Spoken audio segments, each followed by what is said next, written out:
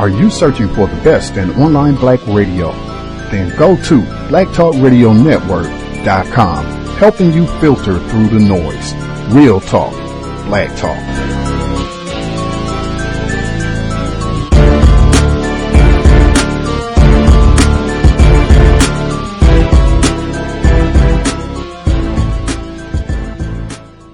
The internet is full of half-truths and all-out lies. We've all seen them, and many people on social media complaining about it. Here's your chance to show and prove. WorldAfropedia.com is a black-owned and operated encyclopedia.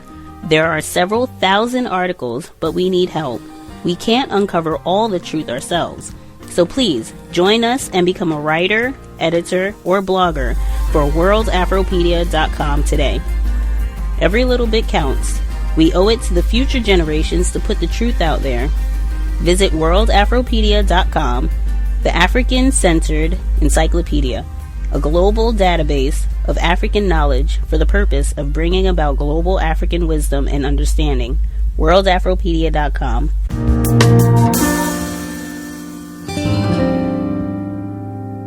Even as academics and alleged researchers, there's this way in which when we speak about racism, we want to separate racism from gender. And when we do that, we end up putting them back together, focusing almost exclusively on black female bodies. So we talk about intersectionality all the time. We need a race-gender analysis.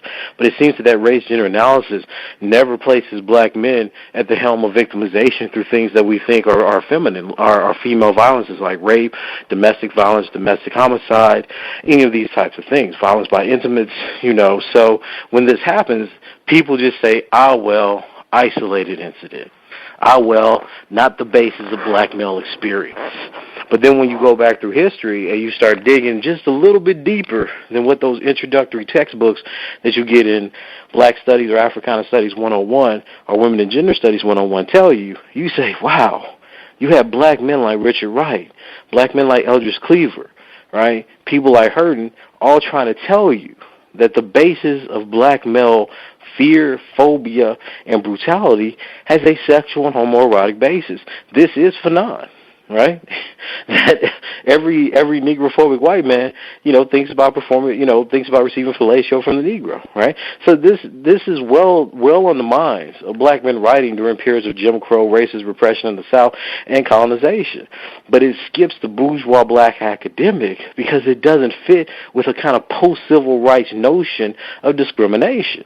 Right, I was telling my class the other day, intersectionality only works if you assume that the segregationist basis of racism has fallen away, and you can only get a discriminatory basis, because you're talking about the ways in which identities play out in terms of recognition, and then how some people being recognized more than other people creates disparities, be it monetary, be it political, etc. But in a world where you're segregated because of your race, your identity only tells you the kinds of violence that have the propensity to accumulate around you.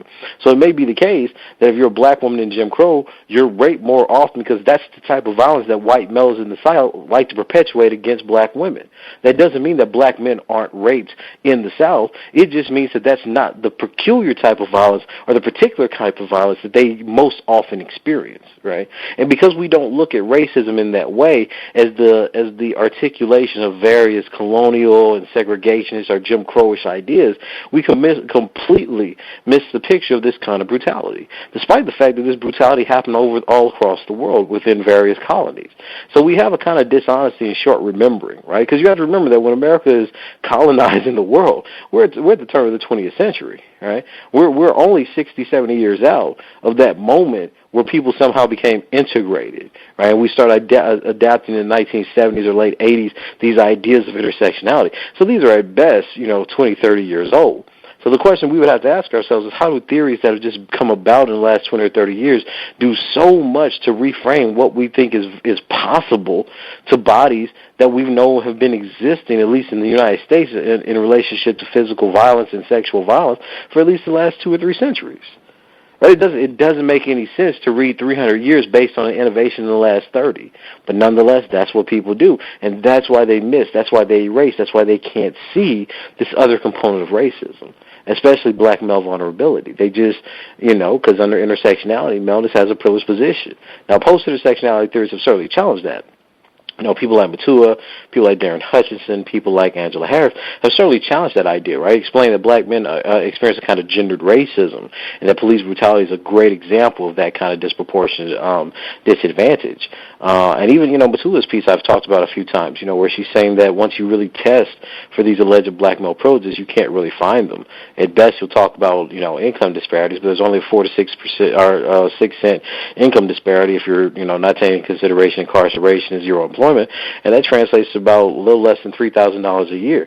So if you're going to base the disparities between genders on a notion of $3,000 a year, where that doesn't separate black men from black women in any substantial way because they live in the same neighborhood, same house, same danger, same violence, X, Y, and Z, then I really don't know what we're studying. At some point we have to hold theories up to empirics. We have to go through and actually test what's going on. And in a world where we don't do that, we're kind of losing the point. Context of White Supremacy.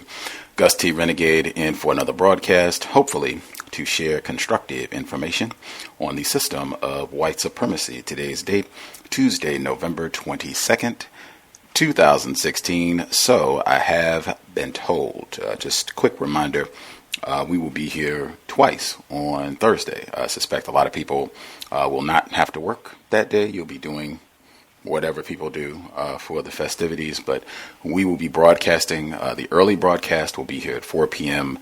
In the afternoon, 4 p.m. Eastern, 1 p.m. Pacific to take advantage of the day. Paul Ifeanyi Grant will be here live from the United Kingdom. Good to have him back on the program. We'll talk about his piece, why most African Americans deserve a Trump presidency. That'll be the first program, and then the second broadcast, it's Thursday, so we always do workplace racism on Thursday. We don't take vacations from that. So tune in. We'll be looking forward 2 days away. The audio clip you heard at the beginning, Dr. Tommy Curry, he's been on the program numerous times over the years, and congratulations to him. He was just recommended for an award based on his outstanding scholarship that you got to hear a little bit of at the beginning of the program. Well earned, job well done, Dr. Curry. But in that segment, he referenced our guest for today's broadcast. He's done quite a few times in terms of recommending other scholars that we should check out, have on the program. But when he was talking about intersectionality and how it applies to black males, the assumption that you have some sort of privilege, benefits as a black male in a system of patriarchy, and then upon further review, maybe that is not quite the case. Our guest for today's program, she's written about this quite a bit. We'll talk about some of her work, including Progressive Black Masculinities, as well as a report she wrote in 2013, Multidimensionality is to Masculinities what intersectionality is to feminism, which gets to the core of a lot of these issues and exactly what some of Dr. Curry presented at the beginning. Our guest for the evening, in addition to the reports I just read and various other articles, reports that she's published through the years, she is at the University at Buffalo. She is the Floyd H. and Hilda L. Hurst Faculty Scholar at their School of Law. Real pleasure to have her on the program. Joining us live, our guest, Professor Athena Mutua. Are you with us? I'm with you. Good to be here. Thank you. Outstanding. Thank you so much for speaking with us. Anything for our listeners? I'm sure this is their first time hearing from you. Anything that you think would be helpful to know about who you are, the work that you do?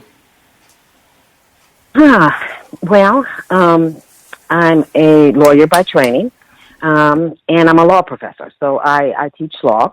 And my areas of expertise are probably more generally civil rights, but specifically I'm a critical race scholar, and also probably a feminist legal scholar. And I dabble recently in my most recent work on the issues around class, kind of looking at this particular neoliberal moment, and how that and the different economic theories, et cetera, really intersect with both race and gender. So I tend to look at kind of race, gender, and class in much of my recent work. A lot of my masculinities work, and it's been a while since I've done something on it.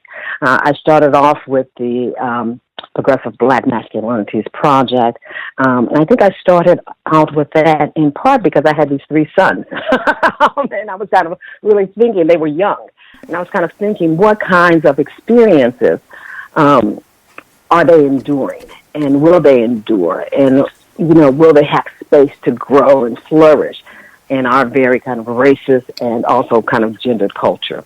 And so I worked on that project with a lot of other prominent scholars, Mark Anthony Neal, Patricia Hell Collins, et cetera, to produce that book, and then went off to really try to develop what Curry calls this post-intersectionality theory. And some people call it a post-intersectionality theory. I consider it just an extension of the theory in many ways.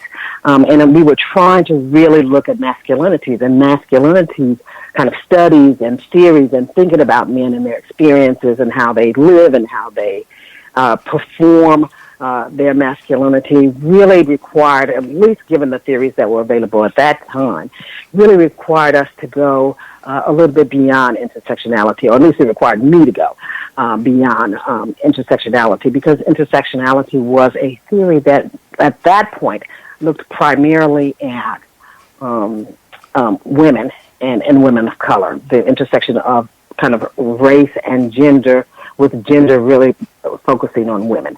And had a particular articulation that really came out of Morehouse at that time. That said, I think it's grown beyond that. But at that time, which said, okay, well, black men are privileged by race, by gender, and disadvantaged by race. That was the articulation. And when we looked into that, we found that that wasn't exactly true. And racial profiling really became our example of a situation that was kind of pervasive throughout our society, but one which happened primarily to black men, not to black women, not to the very bottom of the bottom when you talked about intersectional theory. And so we then had to go back and kind of look at masculinity's ideals and look at kind of cultural practices around men and around men of color, and then try to talk about kind of what was going on to men from this, position of complexity, right? Their lives are complex. Their identities are multidimensional. Their identities are complicated, and they're not monolithic. And so we came up with this idea of multidimensionality to talk generally about identities, but specifically to talk about the intersection of gender and race with a focus on men. So that's kind of where I went after Progressive Black Masculinities, always coming back to that initial work. So. Does that help? That helps a lot. I'm sure we'll have more questions, listeners, myself, as we proceed, but that's a great opening. For listeners who have not seen you, you can go to her faculty page at the University at Buffalo. You're a black female, is that correct? Yes.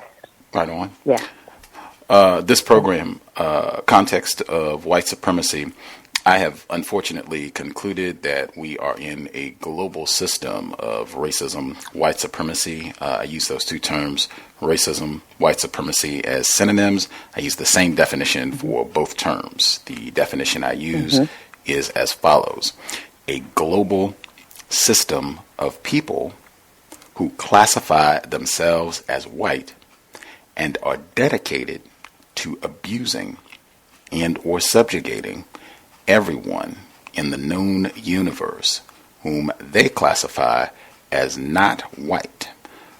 Do you think such a system exists? Do you think that's an accurate definition? Yes, that system definitely exists. And it is a global system. It was a global system from the beginning. I use a slightly different definition, but it gets at the same sort of idea, and I'm trying to think about it. I think about white supremacy as being ultimately about a system whereby whites primarily, that works in favor of whites, to maintain its monopoly over resources, this nation's resources and other nations' resources, opportunities, levers of power, policies, and empathetic concern. It's a system that is about kind of grabbing the resources in the nation, in the world, primarily for the use by white people, and particularly white elites. That's kind of how I come at it. And what that means is that you have to subjugate everybody else. And they've developed elaborate systems and elaborate cultural beliefs to justify why they should own and control the world's resources and why everybody else should not. So blacks are this and Latinos are that and Asian Americans are something other. That sort of thinking, huge kind of ideologies about what those people are, which justifies them as the superior race, monopolizing all of these resources and trying to maintain those resources. So the Trump election is really about a move to try to maintain control, maintain the monopoly over these resources, over power, over policy, et cetera, et cetera, et cetera. So very similar, I think, but the motivation might be a little bit different, I think. Okay. Right. I wanted to, before I get, because I definitely want to get some of your thoughts on the election to touch more on that, but we have been talking quite a bit, it seems for quite a long time, about Ken Thompson, former prosecutor in Brooklyn, New York. You as a legal scholar in the New York area, I was, very eager to hear your opinion on his tenure as a prosecutor in Brooklyn, just your thoughts on what he accomplished. Well, you know what? I don't really know that much about him. You probably know more about him than I do. I'm in Western New York. I'm in Buffalo, on the other side of the state. And so Buffalo has the feel more of the Midwest than it does in some ways of the East Coast. So very kind of a different sort of politics.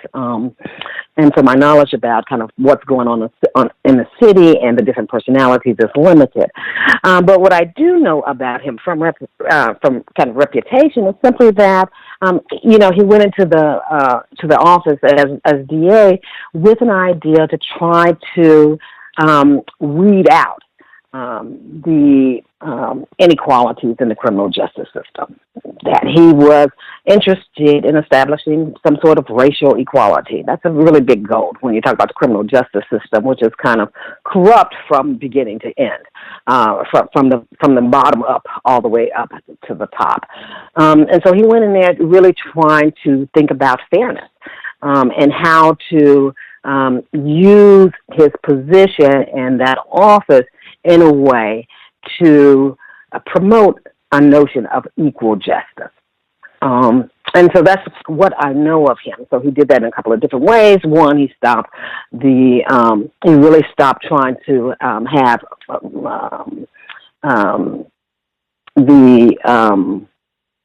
do we call them, nonviolent offenders of certain drug laws.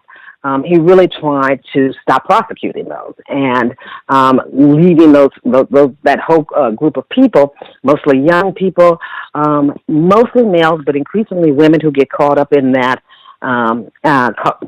system. He really tried to stop that practice, and that's a practice that at least some allege has really fueled mass incarceration. So he had a real agenda about that. And also, I guess the second thing that kind of occurs to me about his reputation, because I only know him by reputation, is his inclination to go after police, to really take an interest in police brutality and really try to do something about that. And I think that's unusual. I think that when we look at prosecutors kind of around the country, they are increasingly coming under fire. We've always known that they were part of the problem when we talk about police brutality. We always knew they were part of the problem. When we talk about mass incarceration, we knew they were part of the problem. We know that lots of studies been done on it, that the incentives in place really encourage prosecutors to, on the one hand, dealing with mass incarceration, to churn bodies out through plea bargaining. And in terms of police brutality, prosecutors work with the police, and they work closely with the police. And so even where you have some sort of an egregious crime, they are reluctant to bring those cases. And even when they bring them, juries are reluctant to convict police who have been charged with brutality, even if we have it on film. They're reluctant to do that. And so Ken comes in with some concrete ideas, because he was also a federal prosecutor. He came in with some concrete ideas about how to disrupt those discretionary processes, how to disrupt those processes, and which appeared to be fairly successful. But past that, I don't know any more than others who kind of are looking at him from afar. My assumption is there are others who know him personally and have a much more grounded view of what he thought and what he did specifically in specific circumstances. So can't say that much about it. But certainly a different kind of personality in that kind of office where there are so many problems. So it's unfortunate that we've lost him at such a young age. Shame. It's sad. It's tragic, yeah. Absolutely. I appreciate you, just, hey, Buffalo is not New York City. It's not quite in your immediate area, and, just kind of what you've read in the newspaper kind of thing, or just heard in passing following the news and what have you. Not an expert. Definitely appreciate that. I was asking I wasn't sure if you had followed him that closely or not, because I won't say a lot, but a significant number of our listeners were critical of Ken Thompson because of his involvement in the Akai Gurley case, the black male who was shot and killed towards the end of 2014. They did convict the officer, Peter Liang, who's an Asian American male, non-white male. He was convicted, but he got no jail time. And Ken Thompson specifically, even though he did get the conviction, he recommended no jail time, and a lot of people were very upset about that and saying that, this is just another example of a corrupt justice system that does not value black life. They were upset about that. And there was even a report in the Village Voice this month by Nick Pinto where he was saying that there was a big case where there were a lot of exclusively black people were being arrested for gun charges by a group of officers. And the judges ultimately concluded that their testimony was not credible. He used the term incredible specifically. And Ken Thompson did not indict. His office had prosecuted with some of these officers' testimony. There was criminal. It's a complicated thing, but the end of it is there were a lot of black people exclusively being prosecuted for gun charges that are suspicious enough that judges ultimately concluded that they did not believe these officers, and Ken Thompson's office didn't seem interested in reviewing these cases. But at any rate, since you haven't checked it, I did just want to ask you, kind of got my attention. I have been focusing on the word discretion in various ways as it applies to racism, white supremacy. Just as a legal scholar, can you talk about the various ways that discretion ends up impacting the experience that black people have with regards to law? There are lots of literature out there on it, but what everybody knows, right? So the first level of discretion is who you stop, right? Police have that discretion.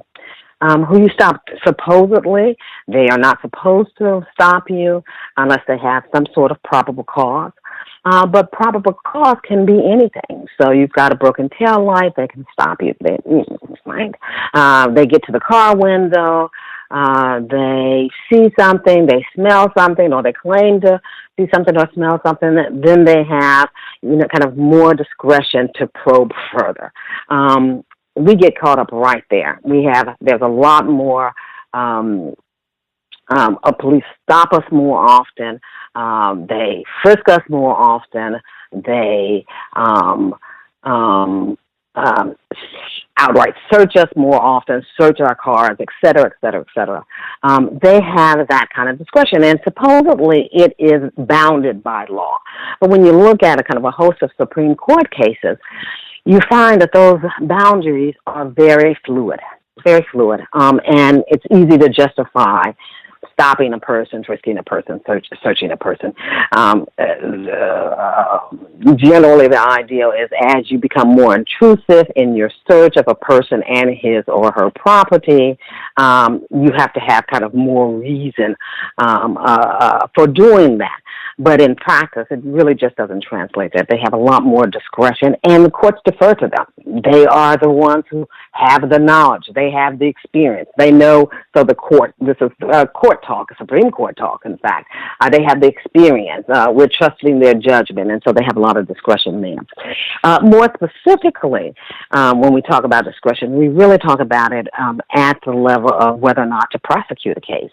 And prosecutors have wide discretion about whether or not they should prosecute a case or not. And what we find is that where people of color are involved, or black people are involved in particular, they often choose to pursue those cases a lot more often than they do when the offenders are white. So just the discretion to bring the case or not. And then you have and there's two other little pieces in there that I just kind of want to throw in that relate, are not specifically about discretion, but certainly relate to it. And that is, if a person has been brought into custody or arrested for something, there's a general practice about how you charge them, still at the police. How do you charge them? And the practice has been to kind of throw everything at them. So a lot of times when you see charges against almost any person of color, it's not usually one charge. It's usually 3 or 4 charges. There's a practice of overcharging offenders of certain laws or people who are just suspicious.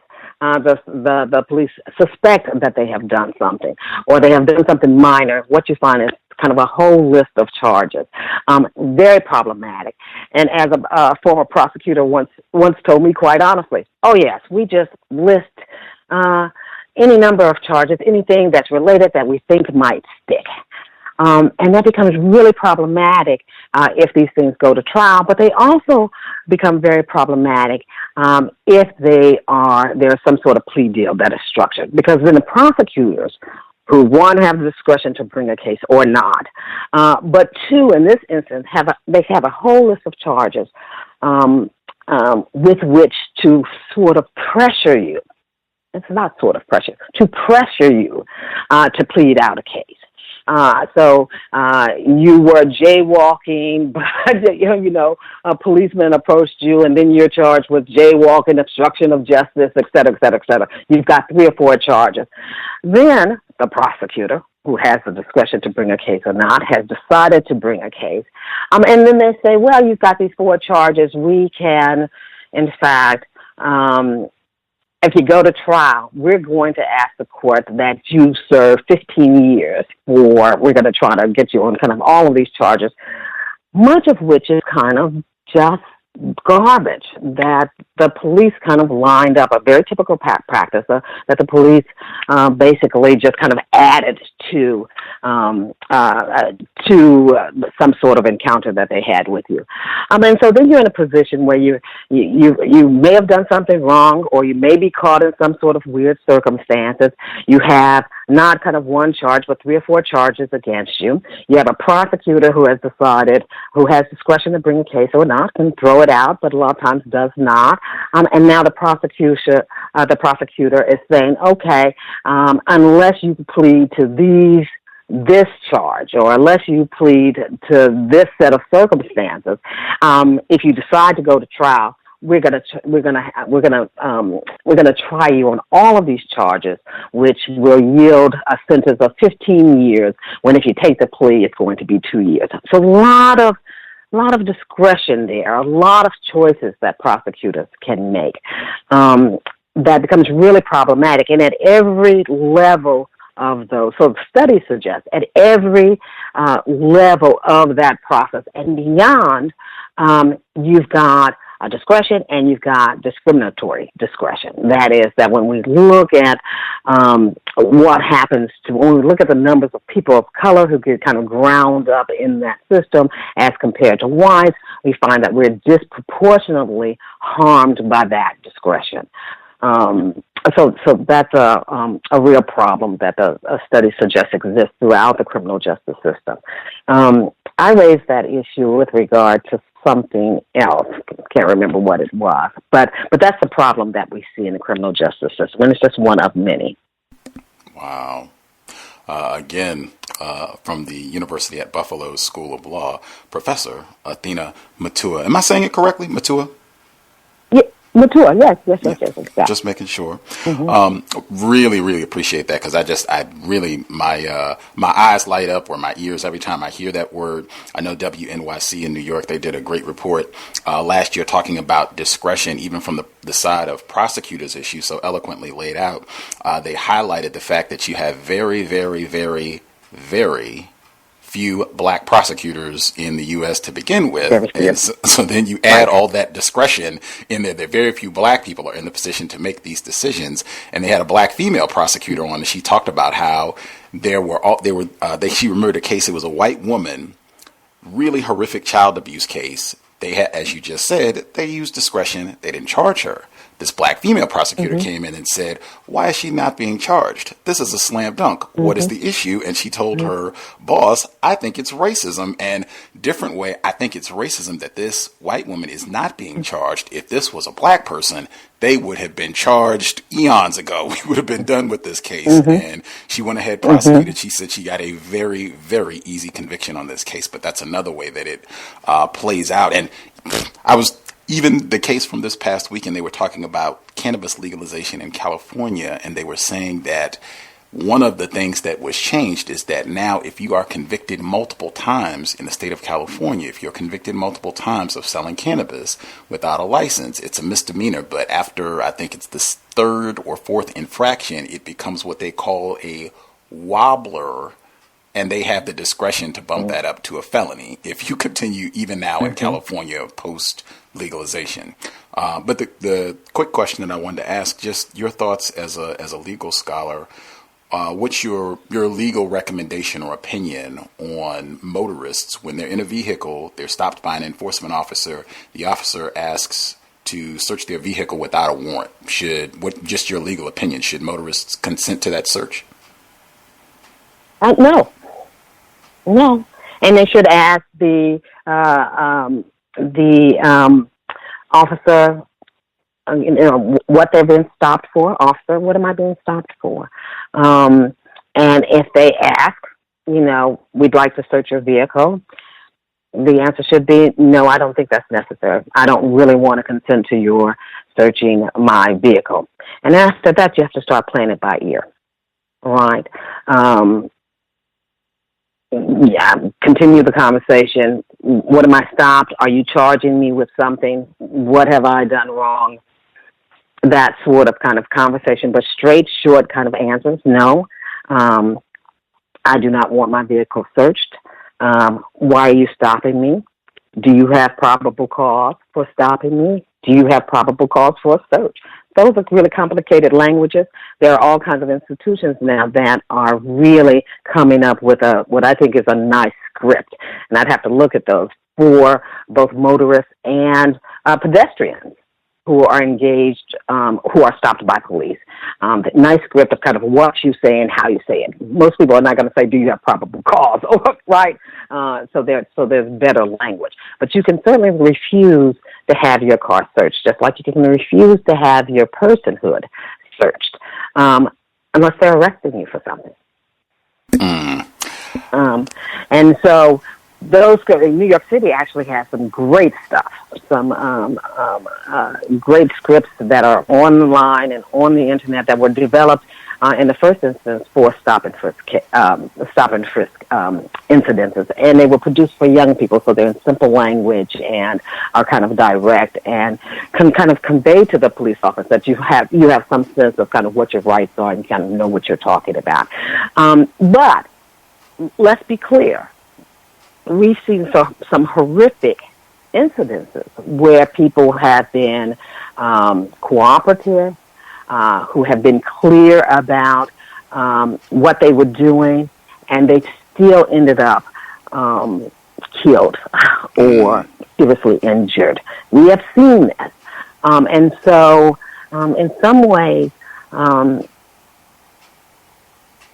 you're not guaranteed a successful encounter, kind of no matter what you do, right? So we've seen these horrific videos where a man's on the ground who's a psychologist or psychiatrist with his hands up, and he was shot. We heard about the incident, I believe it was in Minnesota, where the gentleman says, I have a license for a gun, and the officer instructs him to do something. He's reaching over to get his license, etc., and he is shot. So I think we have to be really careful about how we engage police. And I do think we have to speak in kind of simple language. We have to be clear. We have to be calm, because at the end of the day, we want to live to fight another day. Amen. And, we want to live. I have 3 sons. I want them to live to fight another day. And so I think, and sometimes that's hard for my sons to hear, because it sounds, they think that's really unfair. Right? We all do. We think that's really unfair. We think that police officers are here to serve us. Now, that may or may not be true, but that's what we think, and that's what they should be here to do, to serve and protect. And if we've engaged in some sort of violation, they should treat us with respect. And if they, in their engagement with us, if they ask us a question, we should answer. If they are asking to come into our homes, to search our cars, and we refuse, they should respect that, unless they're arresting us. But that's not always the case. And that seems really unfair to at least my sons, who who are very expressive. And I say to them, well, here's a script. Be very clear, be very calm, be very certain about what you're doing, but also gauge the situation, because you want to live to fight another day. Get his badge number, get his name, and, be calm and, kind of go with the program, which is not great advice, but which I think is great advice, but is not satisfying to them when they think they're being dealt with in a way that's unfair and that's unjust. But what do? This is the world we live in. Absolutely. Got to be honest about that context of white supremacy. That is what we are addressing. And I just appreciate that as I get to my next question, because as you were giving your response, I wanted to almost say, hang on a second, Professor Mutua, as opposed to getting the legal scholar like you answering this as a legal sponsor, let's get this answer as a black mother to the consent. And you did that naturally within the question. Just absolutely brilliant. You were talking about the being stopped and searched and the discretion that enforcement officials have going out and about, and how that impacts the system of racism, white supremacy. Our president-elect, Donald Trump, that was part of his campaign. Stop and frisk works. We need to do more of it across the country to help address the problem of crime. You, in fact, in your 2011 speech at the LatCrit 14th Annual Conference, this was 2011, you were saying that there was a lot of rhetoric about building a wall, and you said that what we're seeing is patriotism wrapped in whiteness. This is 2011, and now we have Donald Trump. What are your thoughts? Patriotism wrapped in whiteness. I didn't even remember that. Great line. You should use it again. 5 years ago. Okay. Well, that's what we have. I mean, I certainly see the election as an attempt to maintain white supremacy. I mean, I think you're absolutely correct about that. I think we've got an electorate that is really terrified about the browning of America. we've got at least a significant part, not all, but a significant part of the electorate that was appalled by the audacity of a black president. And we have at least a significant segment of the electorate, or maybe a smaller segment, that is also under some economic distress. But we have been under economic distress for 300 or 400 years. So, but you have all of that there. And Donald Trump really appealed to all of that. He appealed to their fears about the browning of America. And how might you be able to keep America white, right? Make it gray again, make it white again. Well, at least get rid of some of these brown bodies who are undocumented. That's one way. Let's stop this immigration from certain countries, or limit this immigration from certain countries, and really bring in more Europeans, because that's kind of what we like. That is one way that you do that. And it's not just Mexican Americans or Latinos more broadly. There are a lot of African immigrants. There are a lot of course, Asian immigrants. There are, in fact, not just immigrants, but undocumented immigrants. There used to be, and I assume there still are, a good population, at least in the Massachusetts area, of undocumented Irish immigrants. But they are not the target of this type of thinking and this focus. The building of a wall is not about Canadians who are coming over and are undocumented. It's really about those Mexican Americans and other folks like them, the browner folks who are coming from the South, that these folks are finding so problematic. So, yes, this wall ideal strikes me as ridiculous, and I think Americans should be committed to hindering that effort. But there certainly is a large segment of the population who are very concerned about this immigration of Latinos into the country, which I think are contributing to the browning of America, at least from their perspective. Now, the reality is that, at least with regard to Mexican Americans, that, and I'm talking about Americans in a much larger sense, both North and South America, the immigration numbers are reversing. They're really low right now because the economy has been so poor that you don't have the large number of Mexicans and Mexican Americans coming into the United States at this point. So the immigration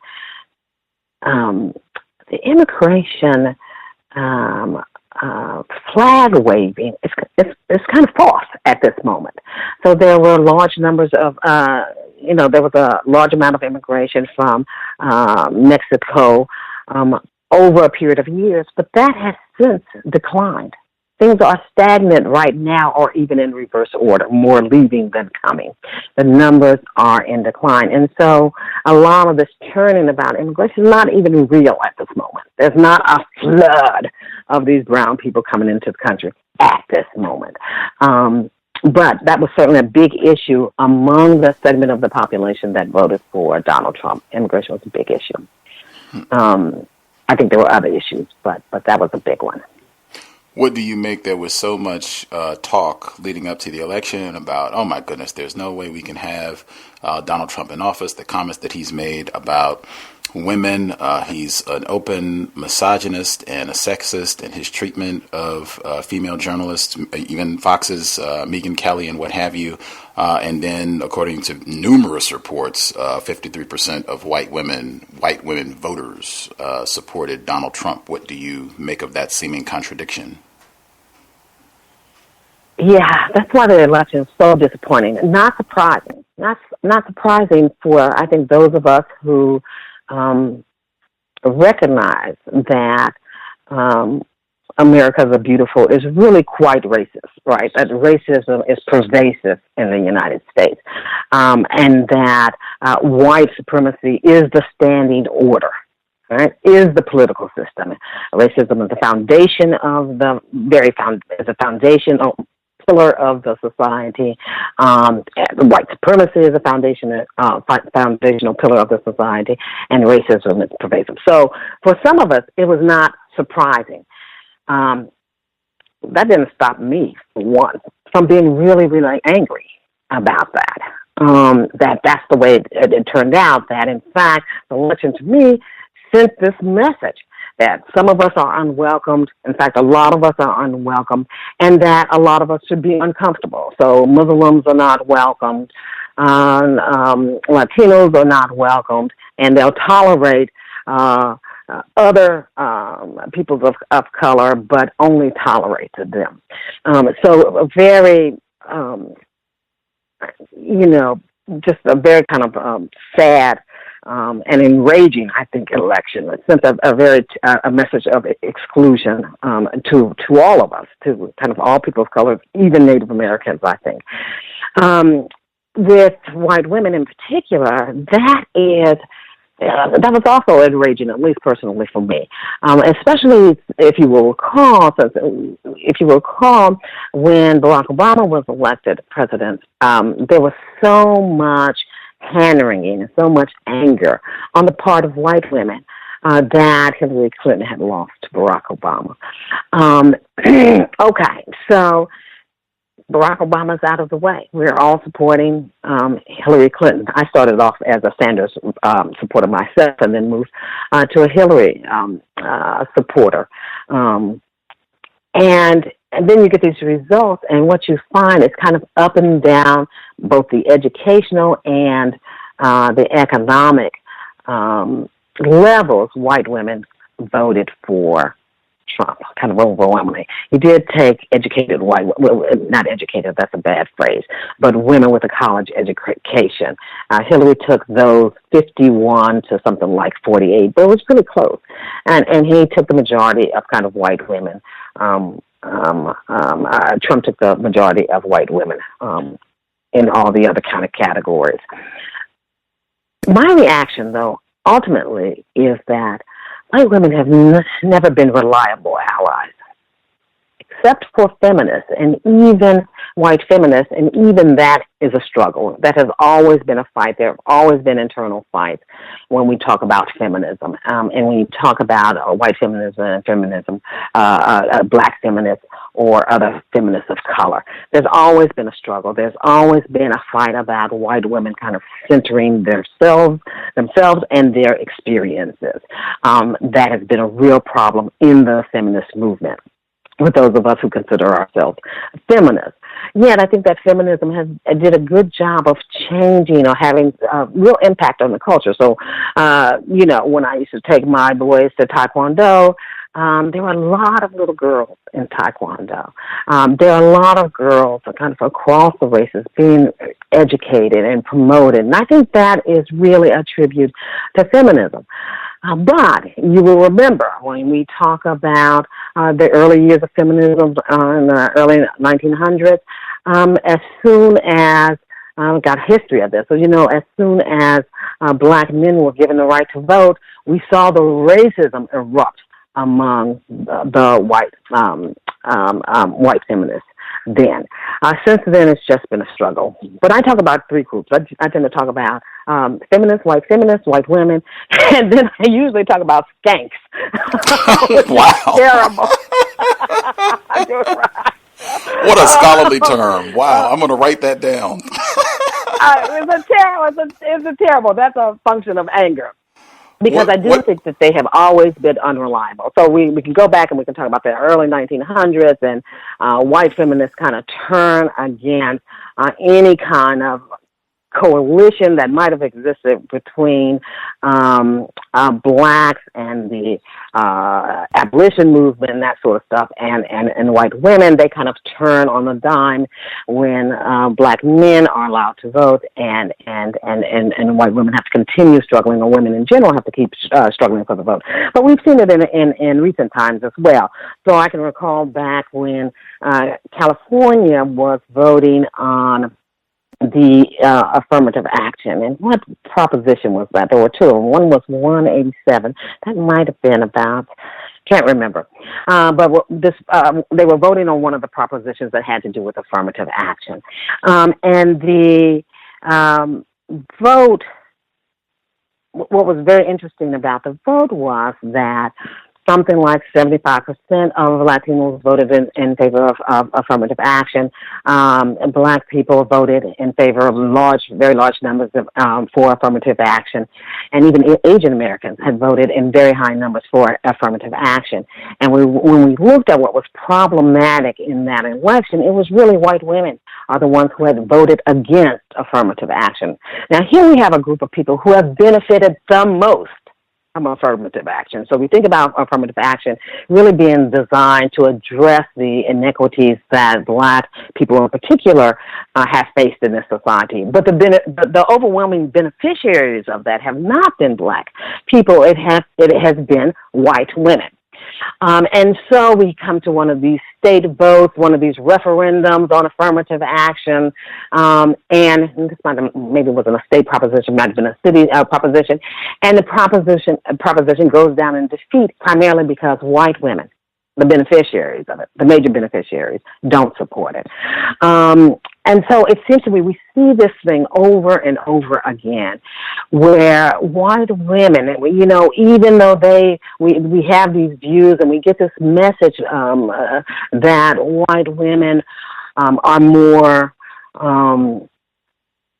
sympathetic toward anti-racist struggle, that they are more sympathetic and in agreement with economic policies that try to address structural inequities that result in poverty, more poverty for people of color than for whites, but poverty all around. We hear this rhetoric about white women being doing something quite different from white men who kind of get written off, perhaps unfairly, but large sections of them are really kind of in support of white supremacy, white male supremacy, white women doing something very different.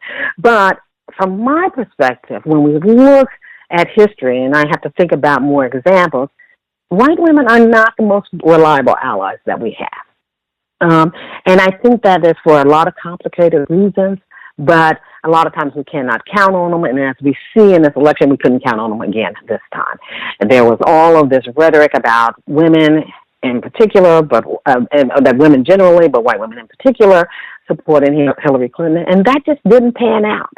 And it didn't pan out in the context of an election where all of those things that you talked about happened.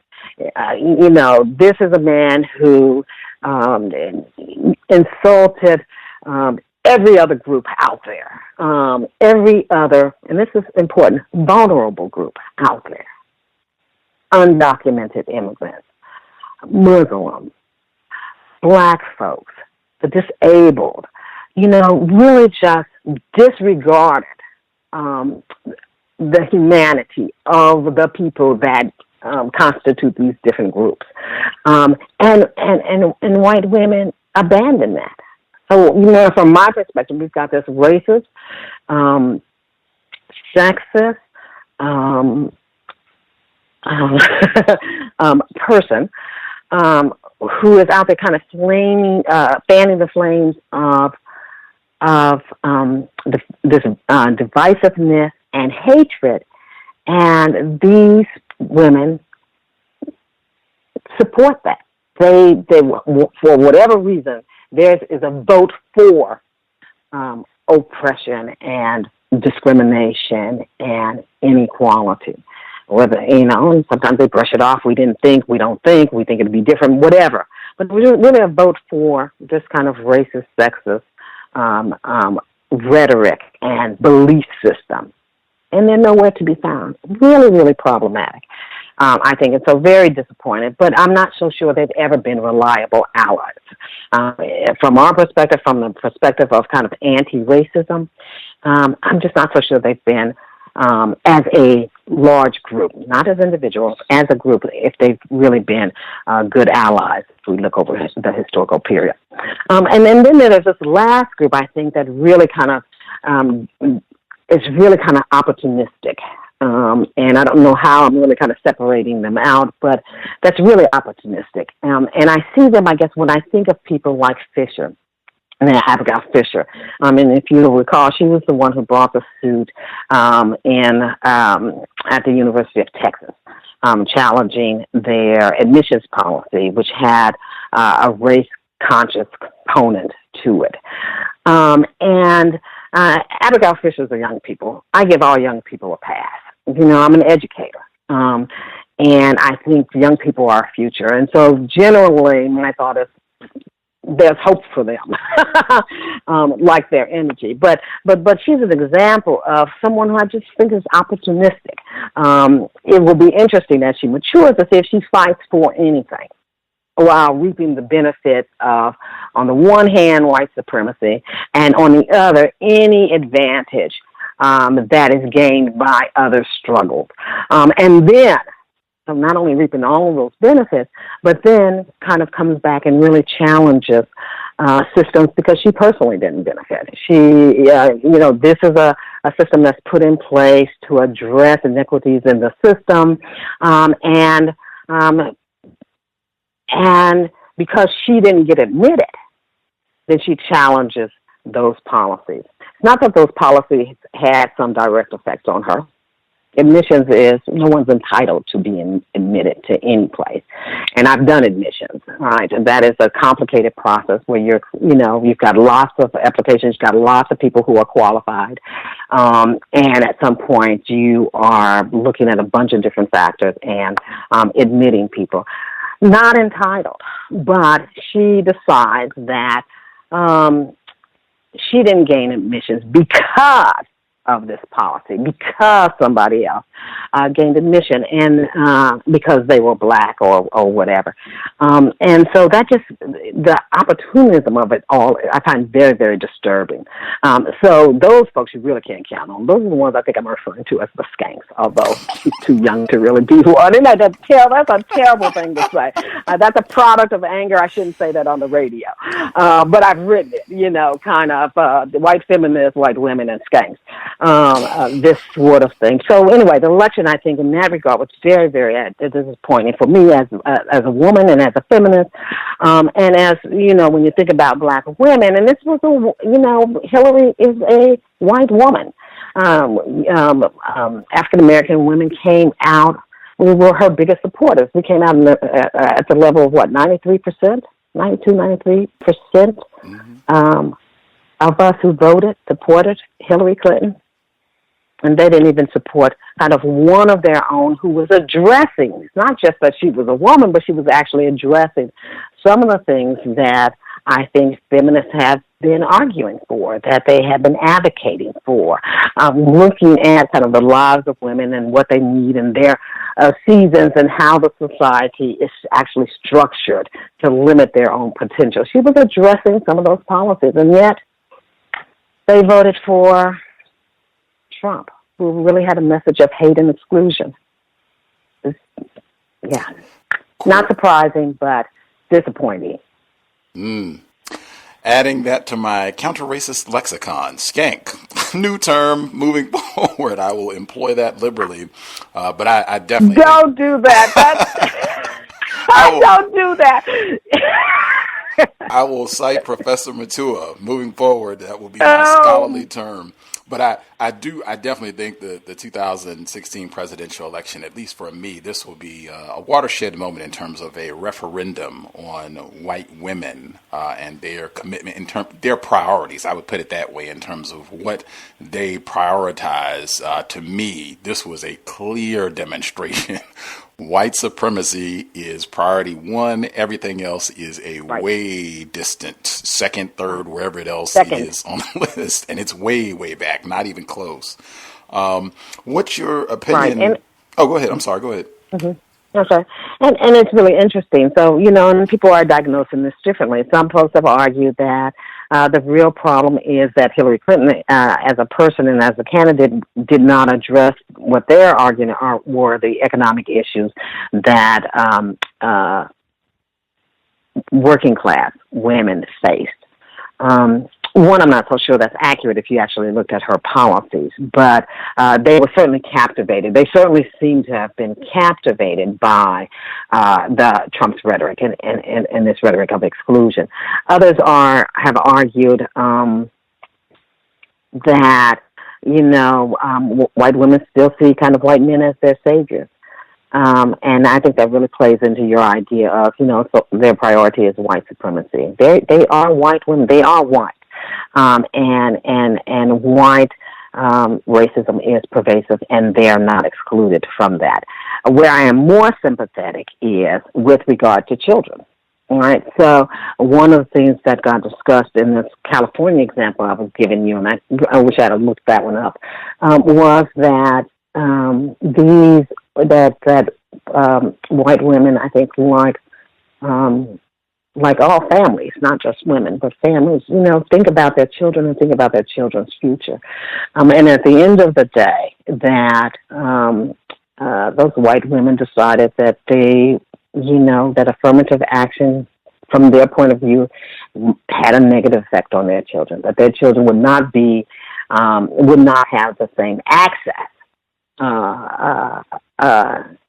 that they wanted them to have if they really had to compete with all of these other groups of color. And so I'm a little sympathetic about that, but that's all. But that's still about white privilege, isn't it?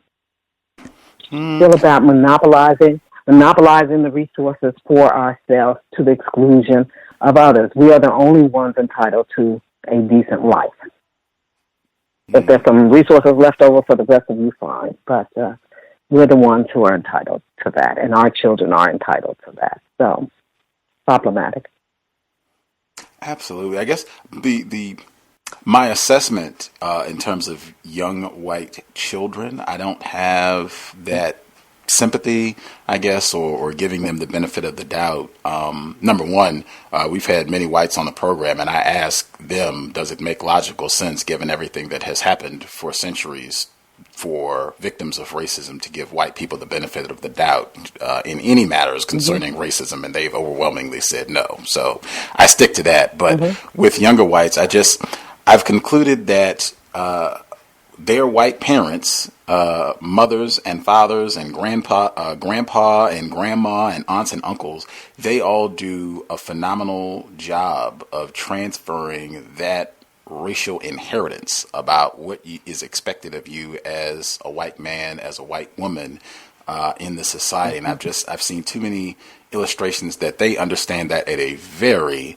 young age, and by the time they are, I don't know exactly where, but it's early. I think it's much earlier than many non-white people think. They understand very well what racism is, what their role is going to be as a white woman, as a white man, and how they are supposed to think and treat black people. I think they have a very sophisticated. Go ahead. Oh, of course they do. Without a doubt. So all you have to do is pull out the white and black doll test, right? And so when I listen to adults debate whether racism exists, which has been the debate up until now, particularly during the Obama years, right? It's been this kind of fake notion about post-racialism. And post-racial society. But I always simply respond, particularly to the adults.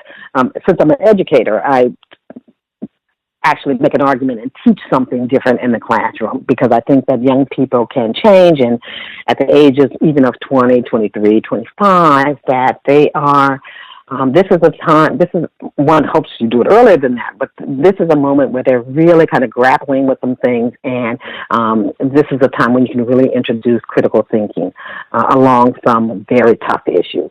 And so I always hold out hope for them. But you're absolutely correct that when I'm talking to adults, I'll say, oh yes, our 5-year-olds can tell us what we are teaching them.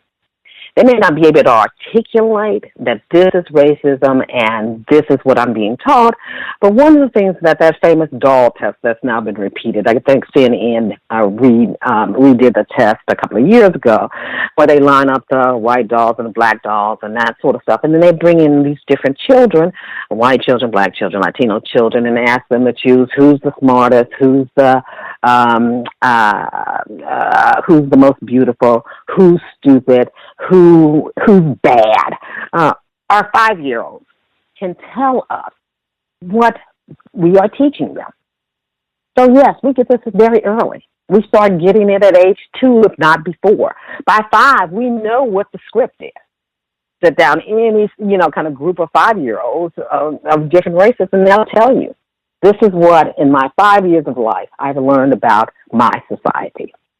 So when I hear adults talking about debating this, I just have to kind of sit back and not really engage it, because I think that if a 5-year-old can get at you at 45, debating whether it even exists is willful ignorance or willful blindness to the realities of the society. This is what we teach our children, and they know it by 5 or 6. My children knew it by 5 or 6. They knew they were not the chosen ones. This is not hard stuff, not rocket science. So I agree with you. White youth know their role. And they certainly, so by the time I get them at 23, 24, they've known it since they were, 3, 4, and 5. It's deeply ingrained. And part of the challenge, I think, in when you're teaching teaching courses about race, or that touch on race, and you start talking about the social construction of race, and you start talking about the way it has divided, that is embedded in all of our institutions and embedded in our psychic, part of what you're doing is revealing that reality to them. Because not only have they learned the code, they've learned to be blind to the code, to the structure, and so you have to reveal it to them. You have to bring it out of them because they know it. So I have an exercise where, and I think a lot of educators use this exercise, where I put up all the, I put up on the board blacks, Native Americans, whites, middle class, poor, gay men, or LGBTQ plus, and put up those lists, and I say, tell me the stereotypes about it. And they're reluctant at first because they don't really want to say it out loud. And I say, well, if you can't say it here, how are you ever going to engage it in the real world? Tell me what you know. And before the hour is up, I have a board full of stereotypes. And then I turn around and I say, well, how do you know that? Where did it come from? I didn't tell you these. I didn't give it to you. I didn't say it. You named all of this stuff. So how do you know it? Where'd you get it from? Where does it come from? And so it's a process of revealing to them what they already know, because they've known it all of their lives. Now, if you haven't thought about it before, if you didn't get some of it in junior high school, if you didn't get some of it in high school, if you haven't started unappealing this piece of fruit in college, let's do it now.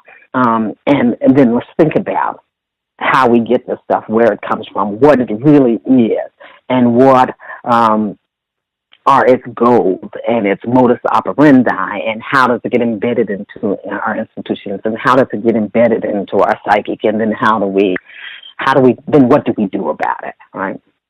So I agree with you. That was a long explanation. I'm sorry to agree with you that, oh yes, they know it, but I guess since I'm an educator, I just have not given up on them at this point, and I think that's a good thing, and I think I see a lot of promise in the youth. Even though, let's be clear, in terms of white youth, Trump won that group too. Let's be clear. That's very important to keep that in mind as well, in my opinion. Context of White Supremacy legal scholar from University at Buffalo, Professor Athena Mutua. When you use the term privilege in a racial context, what do you mean when you say privilege? Let me give you an example in this election. privilege. So, and I gave this talk quite recently. In the bubble that I live in, there was a lot of back and forth. The question was, were the people who voted for Trump, are the people who voted for Trump racist? It was the question. That's how it got posed in a lot of different kinds of ways. And one of the responses I think that a lot of us got from white liberals, from a lot of whom are our friends and allies, was that, well, some people they weren't really racist. They really wanted to just shake things up. And in fact, they are people who voted for Obama in the last election. And my response was, and I think a lot of our responses, but my response was, well, that's kind of white privilege, to vote for Obama in the last election, and then vote for this racist man this election. So Obama last election, vote for this racist man. This man engaged in all of this exclusive and mean-spirited rhetoric. That's privilege. Because I don't think that Muslims, that many Latinos, that many black folks thought they could really take that risk just to shake things up, That's privilege. That's a privilege of all of that rhetoric being not targeted toward you. So nobody's threatening deportation of you. Nobody's threatening to have you go and register in some national registry. Why? So they can put that yellow star on your chest? Nobody is targeting you or your children. Your children aren't being routinely shot down in the streets.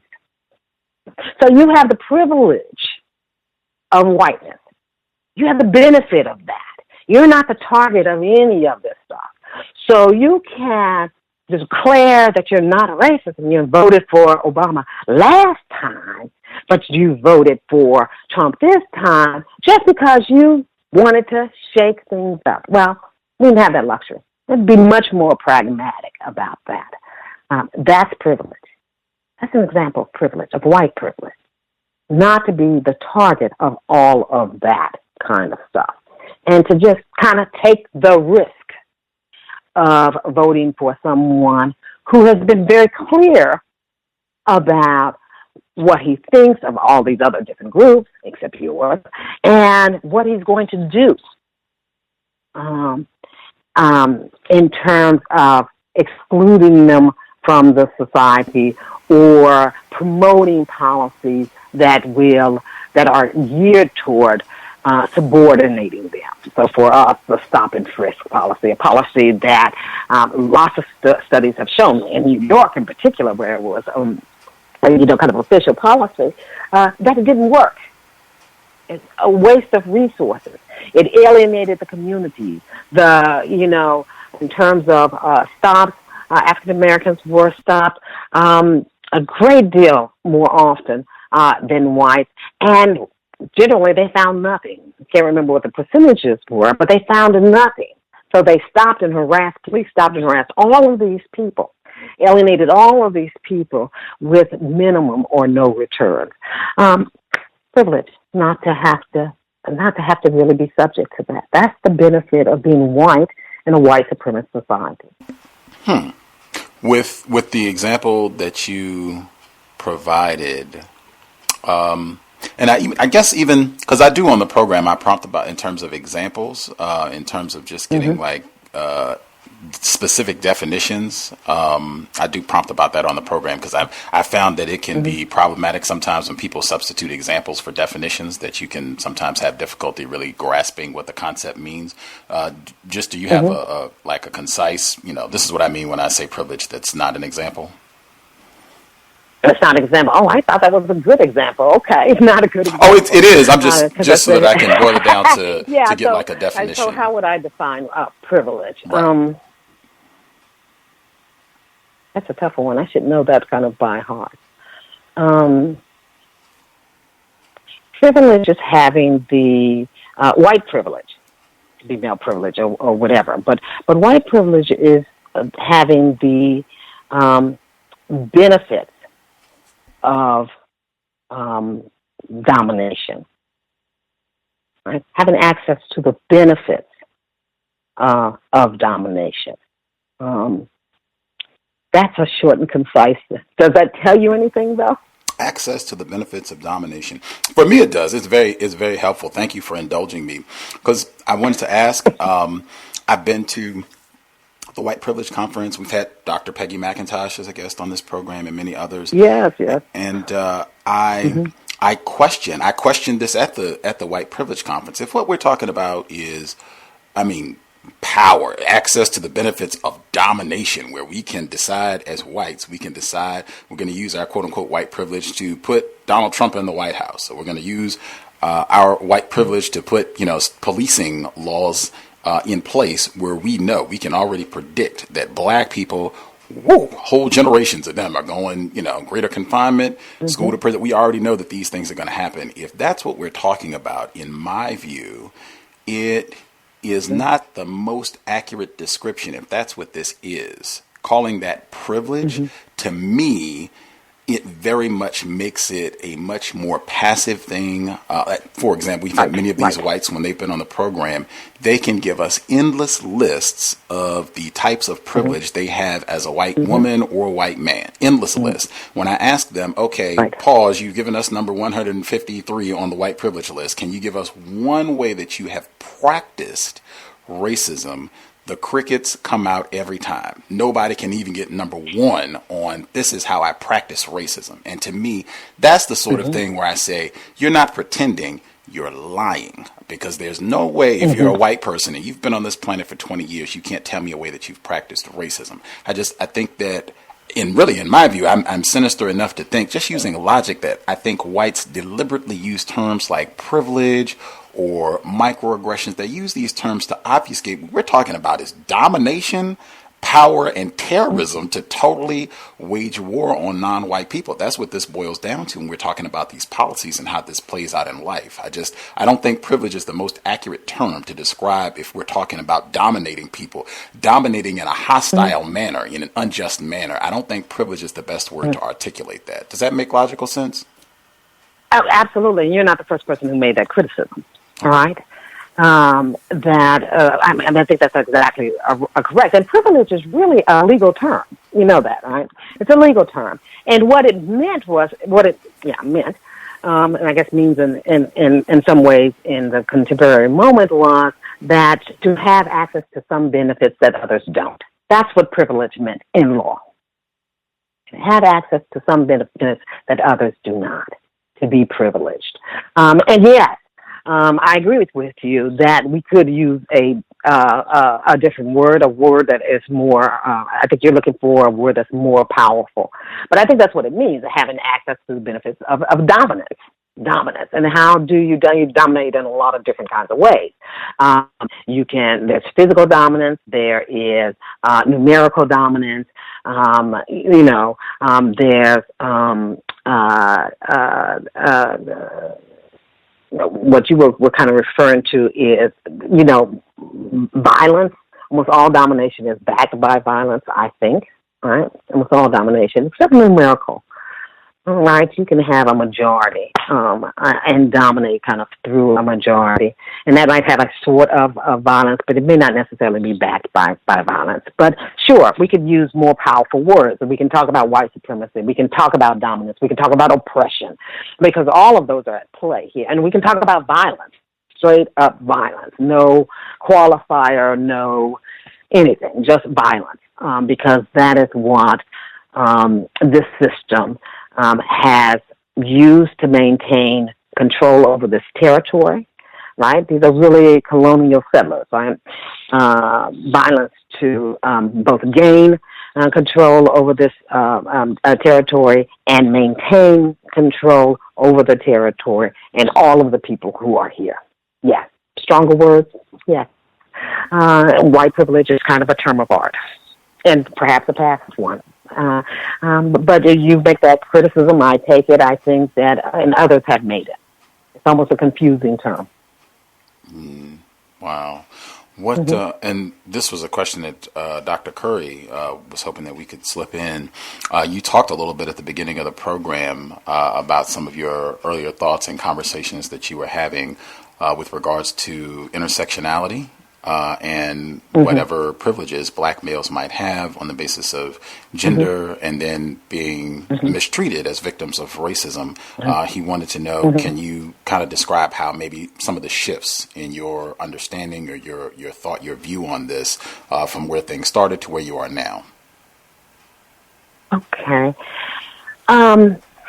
Two different thoughts. So, the second thought is really about some of this later work that really talks about agency, and I want to get there. But I want to start with this notion of male privilege. I guess I would probably disagree with Dr. Curry a bit, although I couldn't give you concrete examples. I do think that black men do have access to some limited form of male privilege. That they benefit from male domination. And so male domination, this the concept is, I think, very similar, that men as a group subordinate women as a group. It would be how I might start. And black men, though this is much more problematic, and there are a lot of other intersecting factors and axes of power in how they exercise that privilege, or the extent to which they can use that privilege. I do think they have male privilege. So I was listening to his quote in the beginning, and I thought about him. I had this argument with Derek Bell over one of his narratives. I think it was probably the 27th year. He and I got in a really big argument about this. And yes, and Patricia L. Collins makes this point as well. She says a lot of times what you see in terms of employment, and I'm going to go back to the employment context, in terms of employment, that you find a higher percentage of unemployment among black men, because black women could always get a job as a domestic. So they, a lot of times, had jobs where a percentage of black men did not have jobs. But their jobs were kind of on a lower rung. They had lower wages. They were often service jobs and that sort of stuff. I think we see that kind of throughout the society. So when I think about the legal profession, for the longest time, and I think that is shifting now a bit, not sure, but certainly at the time I was having this argument with Derek Bell, it was very clear, and I did the research and brought it to him, and said, so if you looked at the legal profession, look at kind of who are the stars in the academy. And go through a lot of different fields. What you will find is those stars, those people who, for whatever reason, have been kind of allowed to rise in those arenas, they have been men. So when we look at kind of the highest echelons, if black people are present, then it's black men who hold those positions, not black women. Now, that may be shifting some, but that was certainly the case at the time. And so while more women, you might have actually found more women in the academy, and all of those really kind of fancy spots and fancy places and with much higher salaries, not $3,000, but much higher salaries, what you saw were black men. So I think you do see kind of structured privilege in that sort of way. I also think, and I talk about this a little bit in the article I did, which is now 10 years old. I think there's some newer research and some newer thinking on this. But in terms of black communities, I think that black men and black male issues are oftentimes centered to either the exclusion or at least to the kind of limitations or diminishment, that's the word I guess I was looking for, to black women's issues. That black male issues in black communities are often centered, and that's a function of male privilege. When you look at the few institutions that are in our communities, I think what you will find, and that too may be shifting some, is that you will find at the higher levels black men. Function of male privilege. So I think that is there. Now, is it as robust, if you can use that kind of positive word, as in white communities and other communities? No. And is it limited and restricted? Is this kind of access to male privilege restricted by the society for black males? Of course it is, on the one hand. On the other hand, when we talk about victimization and vulnerabilities, are black men uniquely vulnerable in some sorts of ways? Absolutely. That's absolutely true. Both of those things are true. And so when we start talking about complexity, then we have to start talking about complexity. And so when we go back to the racial profiling and stop and frisk, that's kind of dominated really by black males.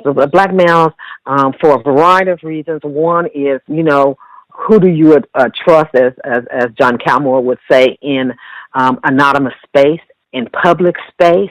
Men generally are seen as more threatening, and black men are seen as particularly threatening. Therefore, there's a lot more surveillance of black male activity. It doesn't matter what they're doing. If they're, singing a song or minding their business, a lot more surveillance of black men than there is of black women. I think that's absolutely true. That's what I call gender racism. But both of those things seem to be true to me. And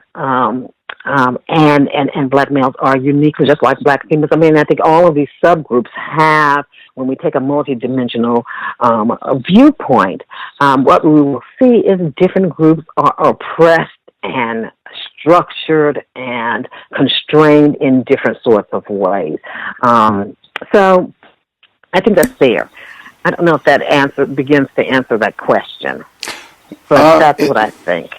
It does, and this is why I'm so glad that you indulged me to give me a definition for privilege, because that helps, at least for me, it's very, very helpful. So access to benefits of domination, I'm thinking of black males, and I am a black male, so, this could be my bias, but okay. So access to benefits of domination, and I'm thinking, okay, so there should be evidence, concrete evidence of black males having access to benefits of domination. I do not see that exercise like anywhere. If that were you don't think there's any evidence of access domination to male privilege or access to male domination in society? You see no black evidence male of black access to that in any regard? Really? Well, when you started your response, you said that you were having difficulties coming up with concrete examples. That was what you said. And then you said, in terms of the academy, which for me, the academy, I hope we're not saying that what the employment practices on the academy, that's like representative, like the limited small number of black people who have a job in the ivory towers, that's representative of black people on the whole. The vast majority of black males and females are not going to have jobs there or even the opportunity to get a degree. So, even if they... But keep pushing that. So I would challenge you, in fact, to go look at other sorts of, because the wage income, the differences between, black women are on the bottom. So when we look at wage differentials, it is black men, it's white men, white women. Sometimes they switch back and forth, and then black women. That is pretty consistent. That's not just out of the academy. So I would encourage you to take a closer look at where those wage differentials are coming from. So that when we think about women are segmented into jobs that are lower paying to begin with.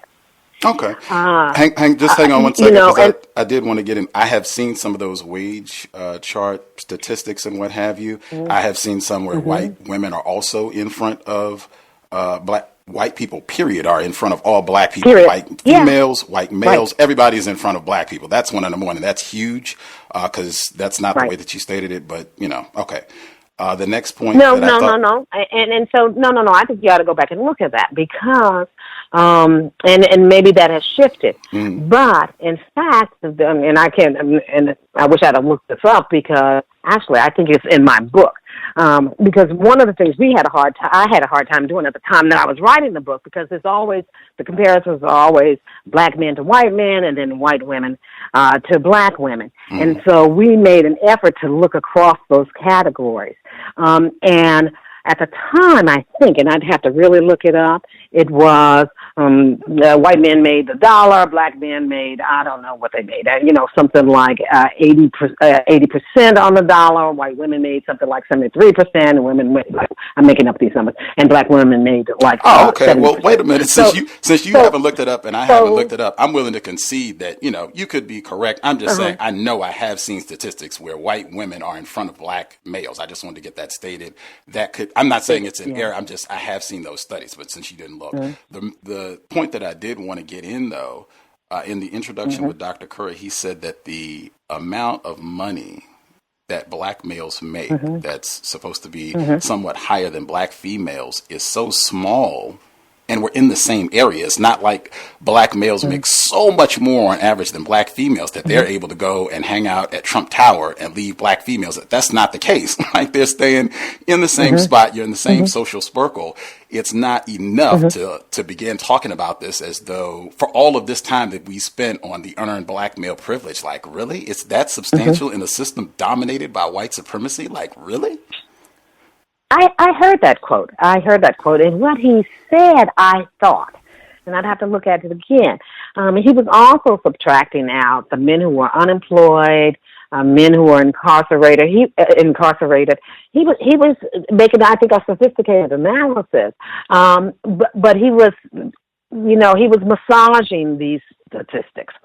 And so that, in certain circumstances, it might be in a family, so certain circumstances it might be 3,000, but he was averaging it across the groups. And maybe that's a fair analysis. Maybe that's a fair way of kind of looking at the issue. But I would challenge you to look across industries. And although I think that may be shifting, so I recently heard that black women are quickly becoming one of the highest educated groups in the country. I find that kind of startling. And so that tells me there are some shifts going on. But I would have you look kind of across industry. So I gave you the example of the academy, but these statistics are not based in the academy. That's one point. The second point is this. When I talked about, and you haven't even addressed that, when I talked about community focus and community energy, spent a lot around black male issues and male dominance in community institutions. That again is about male privilege, and I think that is real. So much real. Actually, my son wrote a paper on this. That even in the context of Black Lives Matters, even though it was started by 3 women, 2 of whom I think are trans women. That the focus very quickly became on police brutality against black men, and some of that might have been legitimate because I think that black men are, surveilled to a much higher degree than black women. But in the process of that, you have the development of this movement, Say Her Name, because the women who are abused by police were kind of invisible in all of this, even though we know that the incarceration of black women is increasing by leaps and bounds. But the community's focus was really kind of on what was happening to black men. And so I think that is a function of privilege. It's also a function of maybe raw numbers. I would concede that, but I think that's also a function of privilege. That does not mean, I don't know that it has to be either or. I'm not sure we have to be engaged in the sweepstakes, as someone called it, of oppression. I think that what you will find is we are oppressed in different sorts of ways, in ways that are compounded and that impact the entire community, such that you see these other kinds of statistics, right? We have highest mortality rates. We have some of the lowest incomes. That we have, kind of just walk down from health to income to wealth, or we probably at the negative wealth level, to any kind of a social indicator of well-being. We're at the bottom. As a group. That does not mean that we're not differentially treated, that we don't bring our own uniqueness, that we're not oppressed in unique ways based upon kind of our gender or our class and that sort of stuff. All of that is there. And some of it brings privilege and some of it brings disadvantage. Right? So that if we're taking kind of a complex approach, I'm not so sure what the harm is in saying, yes, that black men in some limited fashion benefit from male privilege. What else would be new? They also have some distinct disadvantages, right? Okay. I just wanted to hop in and give my response to two components of privilege, and then the portion that you said about not responding to this alleged unearned privilege that black males have in the quote-unquote community. The first point, just with the word privilege, just for any of our listeners, I've recommended for years, and this conversation would just, for me, be further evidence. This is why I discourage the use of the term privilege. I'm talking about the system of racism, white supremacy. I'm talking about power. Just in my view, I just don't see the constructive value of trying to dig through the rubble of our lives in under white power to try to figure out, well, maybe you have a little bit of privilege in this capacity, certainly not enough to reverse all of the terrorism that is being heaped on you and other black people, but maybe you have a few nuggets of privilege. Like, I just don't see that. And in fact, I said before, I was at the White Privilege Conference, I went to a conference hosted, or they have workshops, right? So I went to the workshop with Diane Goodman. This is a suspected racist white female. And she talked, the theme of the workshop was supposed to be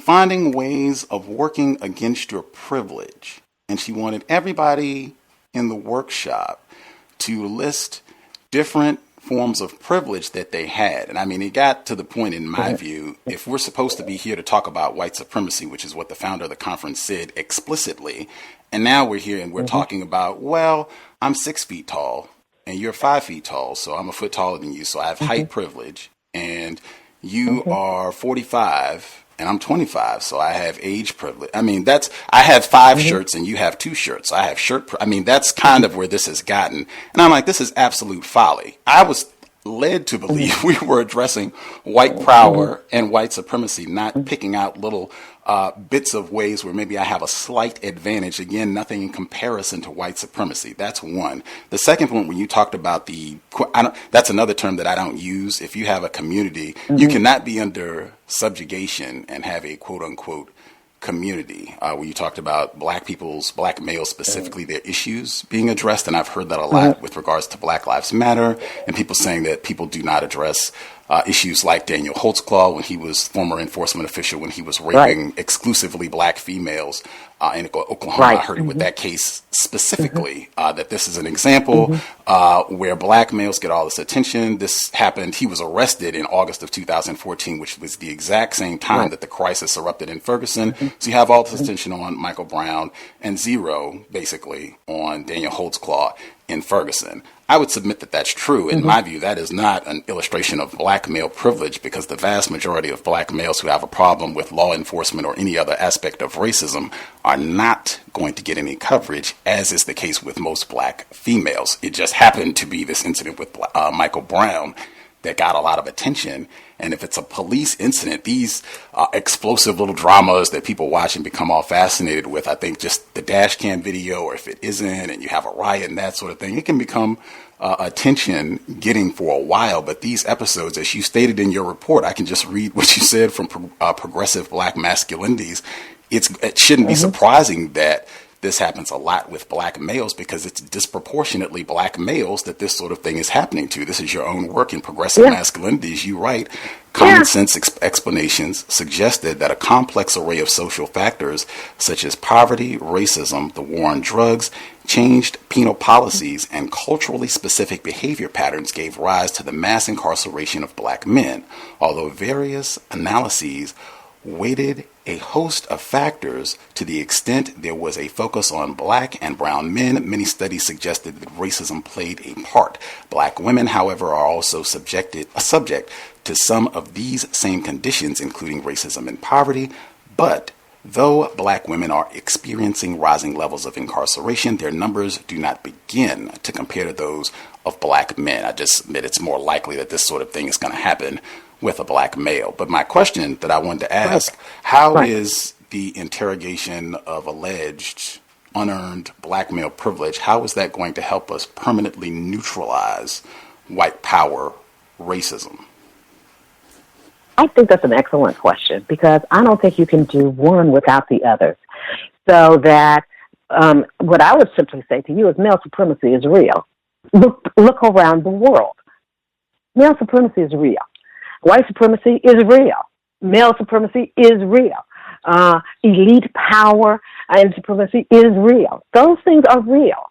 And I applaud you for being concerned about dissecting these communities, which is also a term you don't like, but and talking about these nuances. But this is the world we live in. This is what's real. And to me, in order to have a proper set of action steps, you want to do something about it, you've got to have a proper diagnosis. And so we need to be clear about what's real and what's happening. That's why I undertook that work, because the explanations that were popular at the time that I wrote that book did not, in fact, I thought, really explain certain phenomena and certain things that were going on in our community. So I undertook that work because of that. That is, we have to be able to explain what's going on in our world. And we've got to be true to that, even if we don't like it, that these phenomena, that certain structures are real. White supremacy is real. It's a global structure. Male supremacy is a global structure and has a much longer history, quite frankly. Then we can't even remember the history. It's so ancient. We don't even know where it came from. But male supremacy is real. And so in the context of kind of this racial hierarchy under which we live now, we find that those things intersect. So it's not just, we don't see white women up there at the top of this hierarchy. We see white men at the top of the hierarchy. We see the intersection of whiteness and white domination, since you don't like the word privilege, and white power and male domination, etc. And a lot of forces fighting to keep that in place. We also see that, and I think it was Bell Hooks who came up with the term, of something like Frank Valdez came up with a term that was similar. You know, when we looked at this order, it was, I think she talked about kind of white supremacist capitalism or something like that. You know, she really talked about the intersection of race, gender, class, sexuality, you know, all of those. She listed it in kind of a phrase. I talk a lot about elite white men, elite Anglo heterosexual white men. This is what the top of the hierarchy looks like. That's real. And it's not white women. It's not, you know, they may be up there, but they're not at the top of this hierarchy. And so male domination and male privilege is real. Male domination or being complicit in the system of male domination or having some benefits of that, even if that benefit is constrained by racism or heterosexism or whatever, or some sort of class structure, right? So poor black men are not placed in the same sort of space that more elite black men are. That's just a fact. So, yes, an elite black man might be stopped in his Mercedes, but I can tell you that poor black men walking on the street and in their cars are stopped far more often, particularly where they are in our very segregated neighborhoods. So those are real. So if we want to talk about how do we start addressing this system of white supremacy, we need to be clear about kind of what's going on. We have to have an analysis that can at least reflect or acknowledge or explore some of these things that make this thing more complicated. Okay. Having said that, so I would say that white supremacy is very much intersecting with male supremacy and also with class status. When we start trying to address how to attack male white supremacy, that we can't do it without taking into account some of these other things that are working. Because a lot of times we'll find ourselves working at cross purposes. So one of the things I argue in that particular article is that, in fact, not so much male domination, but of sexism, right? So the belief that men should have certain kinds of advantages and the practices of sexism actually undermine anti-racist struggle when it happens in our own community. It undermines. It puts us at odds with one another. It undermines the anti-racist struggle. If, you are engaged in what are sexist and classist behaviors and thinking and strategies, that you're undermining the anti-racist struggle. And so we have to be clear in our diagnosis. That's why we're talking about those. That's why I said it's not a sweepstake of some sort of oppression. Who's worse off? And that is not that. For me, anyway, it's a process of trying to analyze what is actually going on in our communities, and then what do we have to do to put ourselves in the strongest position to fight white supremacy. Okay. And fighting white supremacy also means, because those are systems of domination. So if you are against systems of domination, then you're against male domination. You're against male supremacy. If you believe that that domination constrains, restricts, oppresses, and harms human potential, then we should be on the same side around domination in its various forms. And so our strategy is probably going to need to address those. Otherwise, we're going to find ourselves fighting among ourselves because one faction is trying to dominate or to get some Benny here or there when we really need to be united. So we need to address all of those dominations together, not just one, because the things are interrelated. That's what I would argue. Okay. I want to make sure we get to some of our callers. We had a couple people that dialed in to get a quick question in as well. I did want to say, it's not that I don't like the term community or the term privilege. Mm-hmm. It's that I've concluded these are not the most accurate terms to describe, as you just stated, to get an accurate assessment of the problem. I've concluded these terms are not accurate, just looking at the definition and what we have. It's not that I don't like, and I make an effort to point that out consistently, that this is not about like or dislike of terms. The second point, I've also concluded, just following counter-racist logic, you cannot have two supremes. If white supremacy exists, you cannot have white supremacy and then say that black males are victims of white supremacy and black males are participants in male supremacy. That just, to me, is not logical. That just gets to the fundamentals. It may not be logical. It may not be logical. That's but important. It is. Hang on one second, because I was talking, and that's if we have a difference of opinion there, that's fine, because I could be wrong. I'm still learning about this as well. That's why I was glad to have you to come on the program to discuss these issues. And Dr. Curry, he had referenced your work as well. But I do try to make an effort, where I do encourage and make an effort to follow logic in dealing with racism, because I have seen consistently that that is one of the tactics of racists, to lead us into things that are not logical in how we are conceptualizing and approaching these issues. But some of the folks who dialed in who had a question, again, our guest, Buffalo, University at Buffalo School of Law, Professor Athena Mutua, the caller at 6133. Did you have a question for Professor Mutua? You should be with us. Hi, good evening, Gus, and good evening to the guest, Dr. Mutua. I have a question about the election. Do you think that Hillary was a superior candidate for black people, knowing that she supported and helped author the 1994 crime bill that tripled the federal inmates, and she also supported Margaret Sanger, who was for population control of our people, and for other racist policies that the Clinton supported. So her type of racism to me is more refined as an attorney, and Trump is more gross and above it.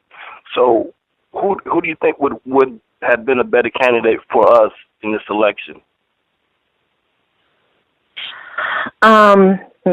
There were no perfect candidates in this election. I started off as a Bernie Sanders supporter because I liked a number of his economic policies, and I thought they were policies that would better serve our community. So that's where I started off. But, I'm a pragmatist. And once he lost the nomination, I quickly moved to Hillary Clinton. Now, I've always liked Hillary Clinton. I think that she's been in politics in one form or another for 30 years, and for 30 years, people have been criticizing and condemning her. And I'm not so sure she could ever rise above some of those criticisms, a lot of which I think are false. The ones you point out, however, I think are very much true. And I'm not so sure if I thought that Hillary was going to make much progress on some of the economic issues, and even on some of the race and gender issues that I know she knows. I don't know if I thought she was going to make much progress on those. But was she a superior candidate to Trump? Absolutely. She was not going to go down there and build a wall. She was not going to ban Muslims from the country. She was not going to require that they register in some national registry. That just reminds me of Nazi Germany. That they register so people can keep track of them and that sort of stuff. Those kinds of things she would not have done. And I don't think her message was basically and profoundly about exclusion. I just don't think that's true. So as compared to Trump, to me, is no contest. No contest. Is she more sophisticated, and is hers a more sophisticated form of racism? No doubt, no doubt. But I think also we might have been able to hold her more accountable, assuming she could make some more progress. That is, I'm not so sure we were ever going to give Hillary Clinton the latitude that we gave President Obama. I think we held back a lot on that. And I think we benefited from his presidency, but he could have done so much more. And I have some criticisms of him as well. But anyway, the latitude I think we gave him, I don't think Hillary was ever going to get. And so we might have been able to hold her a little more accountable to her platform and some of the good policies I think she had on her webpage. So between her and Trump, this to me is no contest, really. No contest. Why is it no contest? I mean, for us, not for other people. I mean, just for the black community. Well, I don't think, so I didn't list that one, but I don't think that she would, I mean, having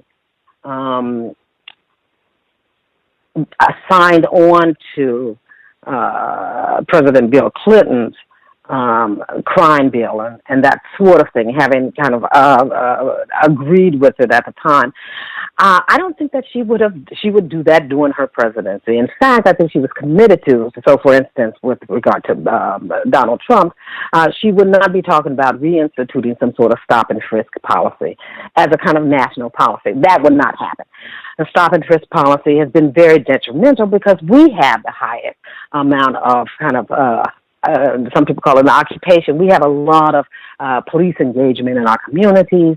Stop and frisk policies just put us at risk for harassment and then possibly death and certainly higher levels of incarceration. That's a fact, and she would not have done any of that. So that alone, I think, makes her a much more positive candidate and possible president as compared to Trump. And I think that's just one policy. I think there are other policies that she had in place from which we would have benefited from. I think some of her economic policies, though not great, some of her economic policies we would have benefited from. We certainly would have benefited, I think, from a lot of her focus on family and children, so daycares, family leaves. We would benefit from that. Black women would benefit from some paid child care leave. They would benefit from support of child care more broadly. Health care, I think she wanted to improve Obamacare. Just leaving that in place, which we can be assured of will be repealed. We're benefiting from that. We benefited from the Affordable Health Care Act. Absolutely. When it's gone, if we have not understood that, we will understand that because it will be repealed probably. Now, Trump is kind of wavering on when and how, but a voucher system is not, some sort of voucher system is probably going to mean less health care for us. So there's a lot of ways in which I think we would have benefited from a number of her policies that weren't particularly radical, and from a number of the policies that she would have continued that President Obama put in place. None of that's going to happen, I think, with a President Trump, and it may not even be because of him personally, but because now Republicans now are in control of all three branches of government. Does that make sense to you? The caller, 6133, did she answer your question? Well, I mean, her answer is based on conjecture, and it's not based on what Hillary has done in the past and what policies she supported in the past. So it sounds like you're just saying that you hope that she would have done this and done that. I mean, I like your response, but you didn't really answer the question. But thank you anyway. Well, yeah, it's kind of based upon her website and her policies, her stated policies. All of it's conjecture, right? Okay. The caller at 4789, did you have a question for Professor Mutua? Yes, can I be heard? Yes, sir. Yes, Dr. Mutua, I had two quick questions. Okay. The first question is, have you been successful in turning a white college student to not practice racism? Turning a white college student into what now? To not practice racism. To not practice racism. That's a really tall order. I would not claim that. What I would say is that what I have done is had conversations and classes with them that helped raise their awareness of their own biases. I've raised their awareness about what the practices of racism, like some of the practices of racism looks like, what microaggressions look like, what kind of effect they have. I think I've done that. I have raised their consciousness and engaged them and encouraged them to be critical thinkers in terms of how society is structured, and what their own participation has been in it and what it could be in it, right? So this semester I'm teaching a course where we're talking about social impact advocacy. So how do you as a lawyer engage in activities geared toward transformative change? So raise their consciousness is what I would say, and made them aware and engage them in critical thinking. Whether I've changed them, change actually them to the extent that their practices are different. Perhaps, I'm not so sure I will ever know. But people live a long time. So they have to continue to be engaged with these issues in order to really start to change, right? Change is a slow and long process. So, for instance, I had a interaction with a gentleman who lived down the street from me, and one of the things he said to me was, well, I marched with King. And my response was, yeah, that was 50 years ago. What have you done since then? And what has been your engagement? And at that point, he was talking about boys, very young boys, loitering on the corners at the end of our block. That told me that, this guy has some problems. And he might have been kind of a really progressive, critical, anti-racist thinker at one point of his life, but he probably had not continued those practices. So who knows? I'm trying. Thank you for that answer. When you were talking about black male privilege, I thought it was telling that you said that, especially about the lawyers, I guess you said that black male is something to the effect of having been allowed to be stars. And I thought that was telling because you said having been allowed. So I guess my question is, could you, but maybe you can't. If you could, it would be awesome if you could define male supremacy. And then I don't know if there's a difference between male supremacy and then black male supremacy and then also elite supremacy. And then I was hoping that you could sort of finish it off by telling us which one is the most of supreme of those, I don't know, or maybe even add white supremacy in there. And then tell us which one is the most supreme out of all these supreme systems. Thank you. That's quite a mouthful. Let me try to say. I said aloud. I think I was just being cautious because I think that a lot of times when we find ourselves in these positions, so I'm a law professor. I've gone to great schools. And I think our tendency a lot of times is to say, then Athena is exceptional. I'm not really exceptional. I have a lot of luck. I have strong family support, people who have pushed me up over the hill. I've had been in some right places at the right time. So it's not just all about my hard work. That's what I think I was really hedging against, not just allowed by white people, but allowed by circumstances to kind of be in these places. Yes, such people work hard, but the reality is more complicated than that, I think is what I was doing. In terms of kind of male supremacy, white supremacy, elite supremacy, I think those things are interconnected. I tend to talk about, because it's kind of my specialty, I tend to talk about race, and I'm a critical race theorist. I say that first. And so I tend to focus a lot more on racial structures. But I do think that if we step back and talk about kind of who rules the world, and though that's changing, and that's part of the fear that's out there, it is elite white men. And by elite, I mean simply rich white men.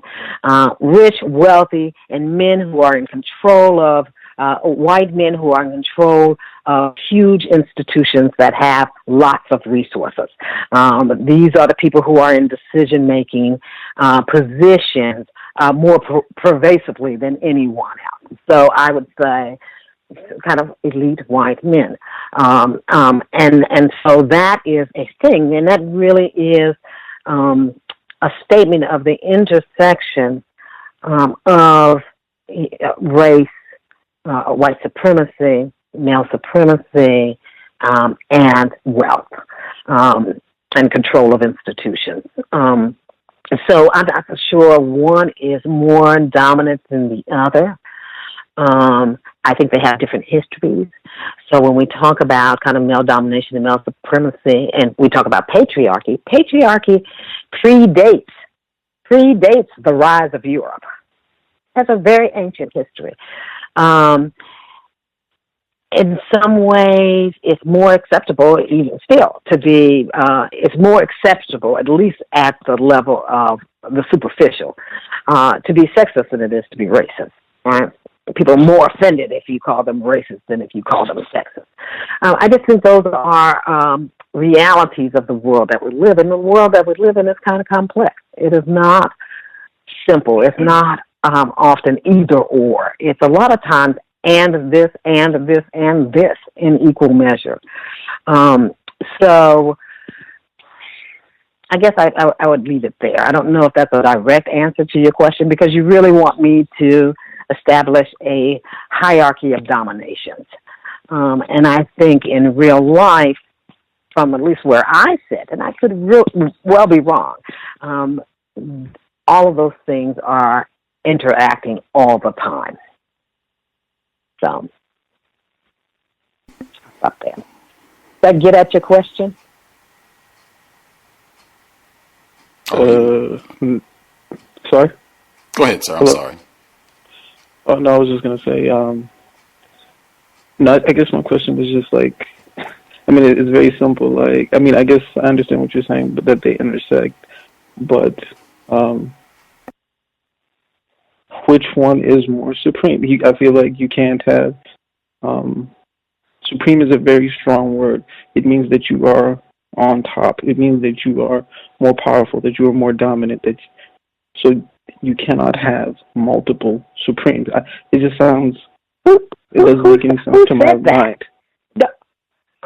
I don't know who said that you can't have more than one thing going on at any one time, because, in fact, that's the way life is. We always have multiple things going on. That's just a more complicated analysis, for sure. But I didn't use the term. I didn't use the term things. But at the same time, I don't want to get into like an argument. But I didn't use this term things. I said we are using the term supreme. Supreme, right? Supreme. And so I would ask you. Let me ask you. You answer this. You answer your question. Who, at least up until kind of the current moment, or in the current moment, who rules the world? What does that look like to you?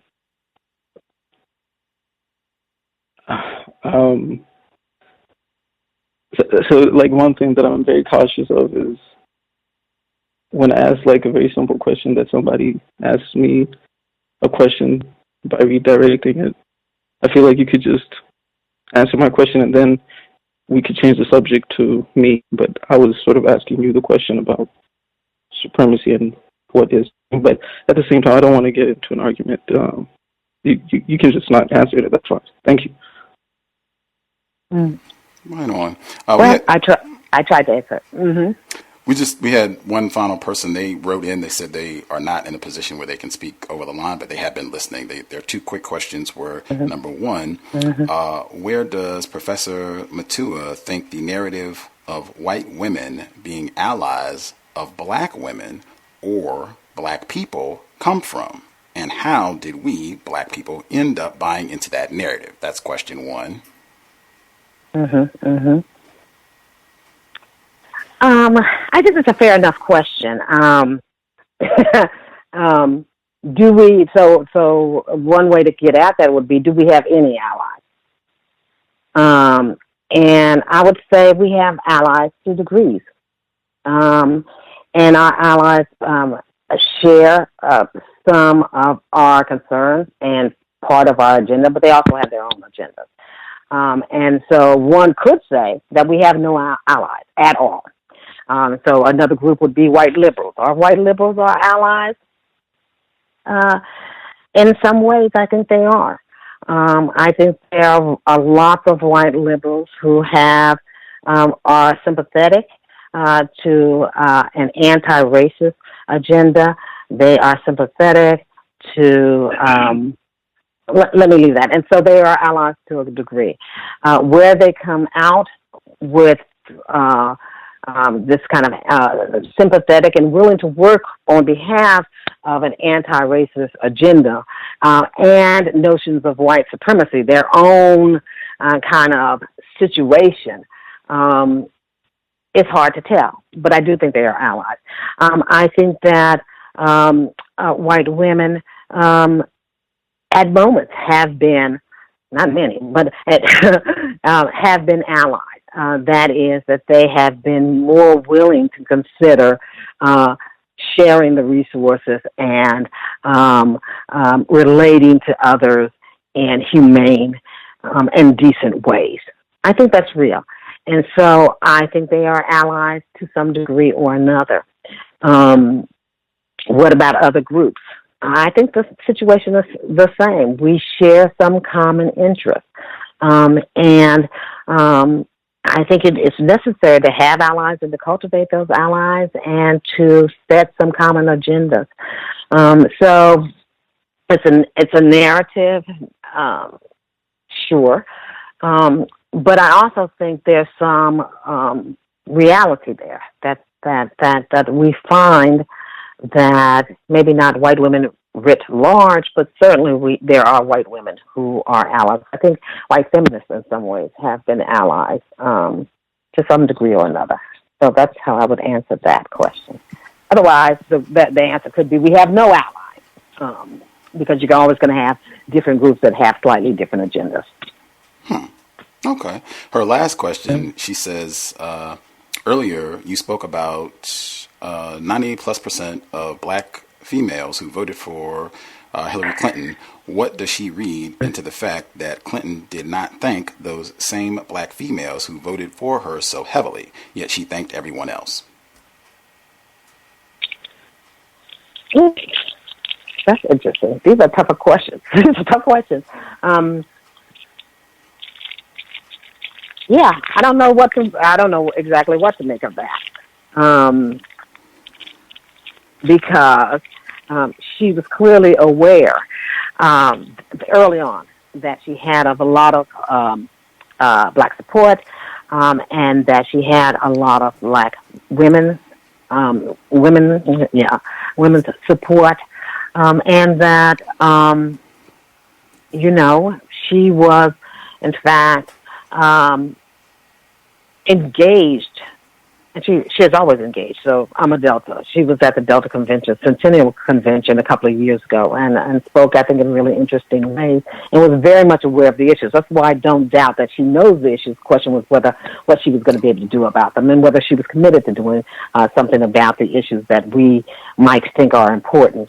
The mothers of the movement, as they are referred to, campaigned heavily on her behalf.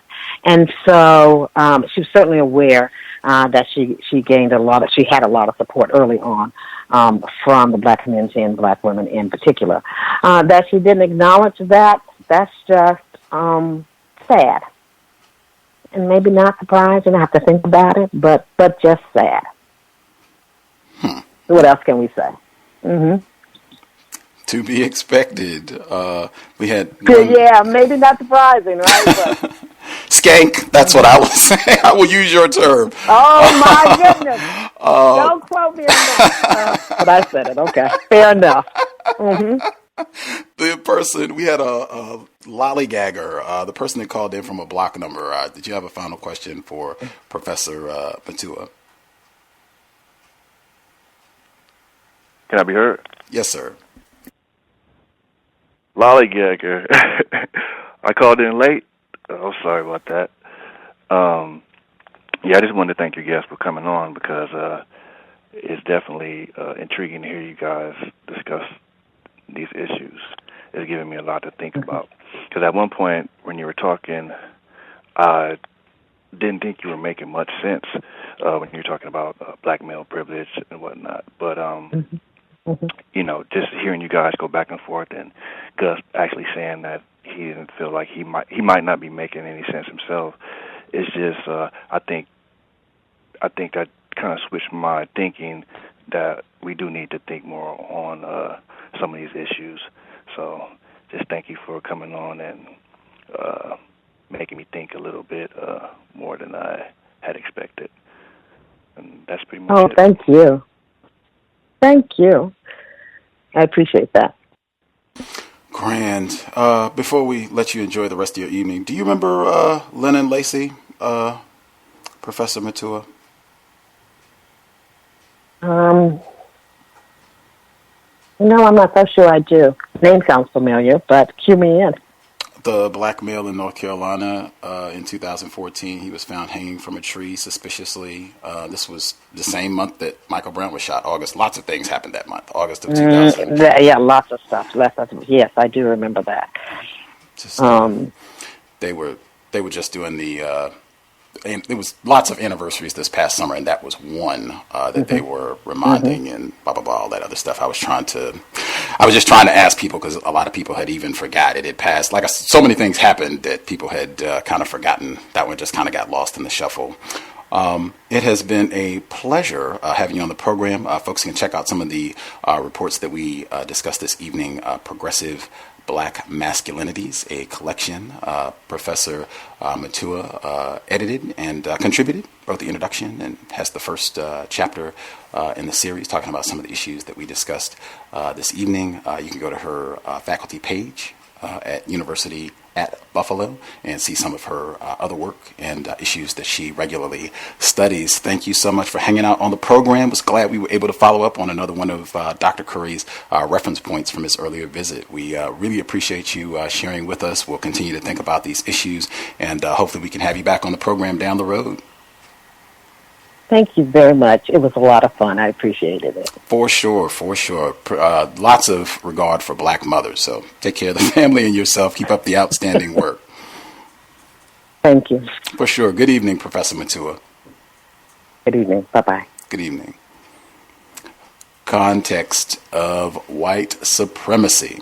Reference from Dr. Curry's broadcast that was September of this year when he was on the program. The segment, the little audio snippet that we heard at the beginning, you can go back if you want to hear the full archive. We talked about Lee Parker, a few other big presidential election, and the likelihood that Trump was going to be ultimately successful, but you can check that out in the archives. As I stated earlier, we will be here on Thursday. We will have two programs because that's the holiday, right? So we'll be here. The early broadcast is 4 p.m. Eastern, 3 p.m. Central, and 1 p.m. Pacific. That will be Paul Ifeanyi Grant. He'll be on the program live from the United Kingdom, London native. He's been on the program a few times before. That will help out since people should be able to listen early, since nobody, or I won't say nobody, but a lot of people will have the day off that day. And then with the big time difference, we have to broadcast earlier if we're going to have someone on from, overseas or what have you. He'll be here early, and then our normal broadcast time, 8 p.m. Eastern, 5 p.m. Pacific, workplace racism. Dial in. Folks should not be working, so you can dial in and discuss these views. Might be interesting if you are at some sort of gathering and people have had their meal and whatever else. I guess they're watching football or whatever people do, and tuning into workplace racism to see what people think, if it resonates in any way with their experiences on the job. But that's Thursday, 8 p.m. Eastern, 5 p.m. Pacific. Friday, Lothrop Stoddard, The Rising Tide of Color Against White World Supremacy. Normal time, 8 p.m. Eastern, 5 p.m. Pacific. We'll be here Saturday for the compensatory call-in, 9 p.m. Eastern, 6 p.m. Pacific. And then we'll be here on Monday, almost a week away. Dr. Martin Kevorkian, previously mentioned, University of Texas Austin, Abigail Fisher's very university that she felt she got snubbed. Dr. Kevorkian will be here. We will be discussing the British film series Black Mirror. One of our guests, one of our listeners, she commented about this series a month or so ago. on the compensatory call-in.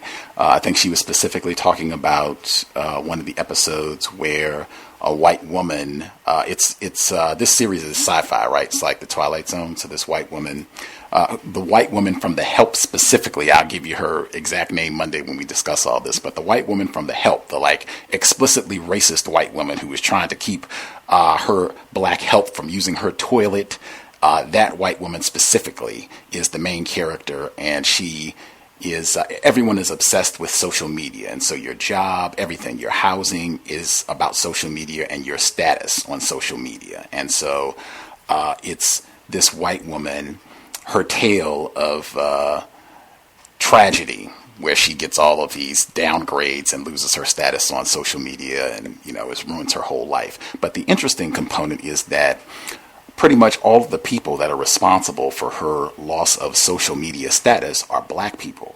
She keeps having all of these interactions with black people, and they immediately go on social media and ding her down. It's almost every single person that she has an encounter with is a black person. That was what sparked some attention. The more that I thought about it, I thought there were a lot of significant things happening both in this episode and the whole series. It's not very long. It's 3 seasons, but they have like 3 episodes in a season. So it's not, reading is way more important than watching television.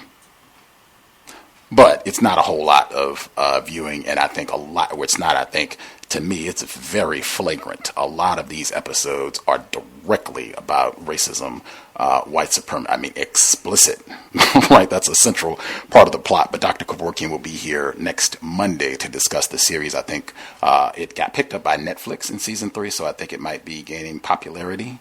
I don't know if people have seen it, but if you want to check out an episode or 2 to prepare, that will be coming up on Monday.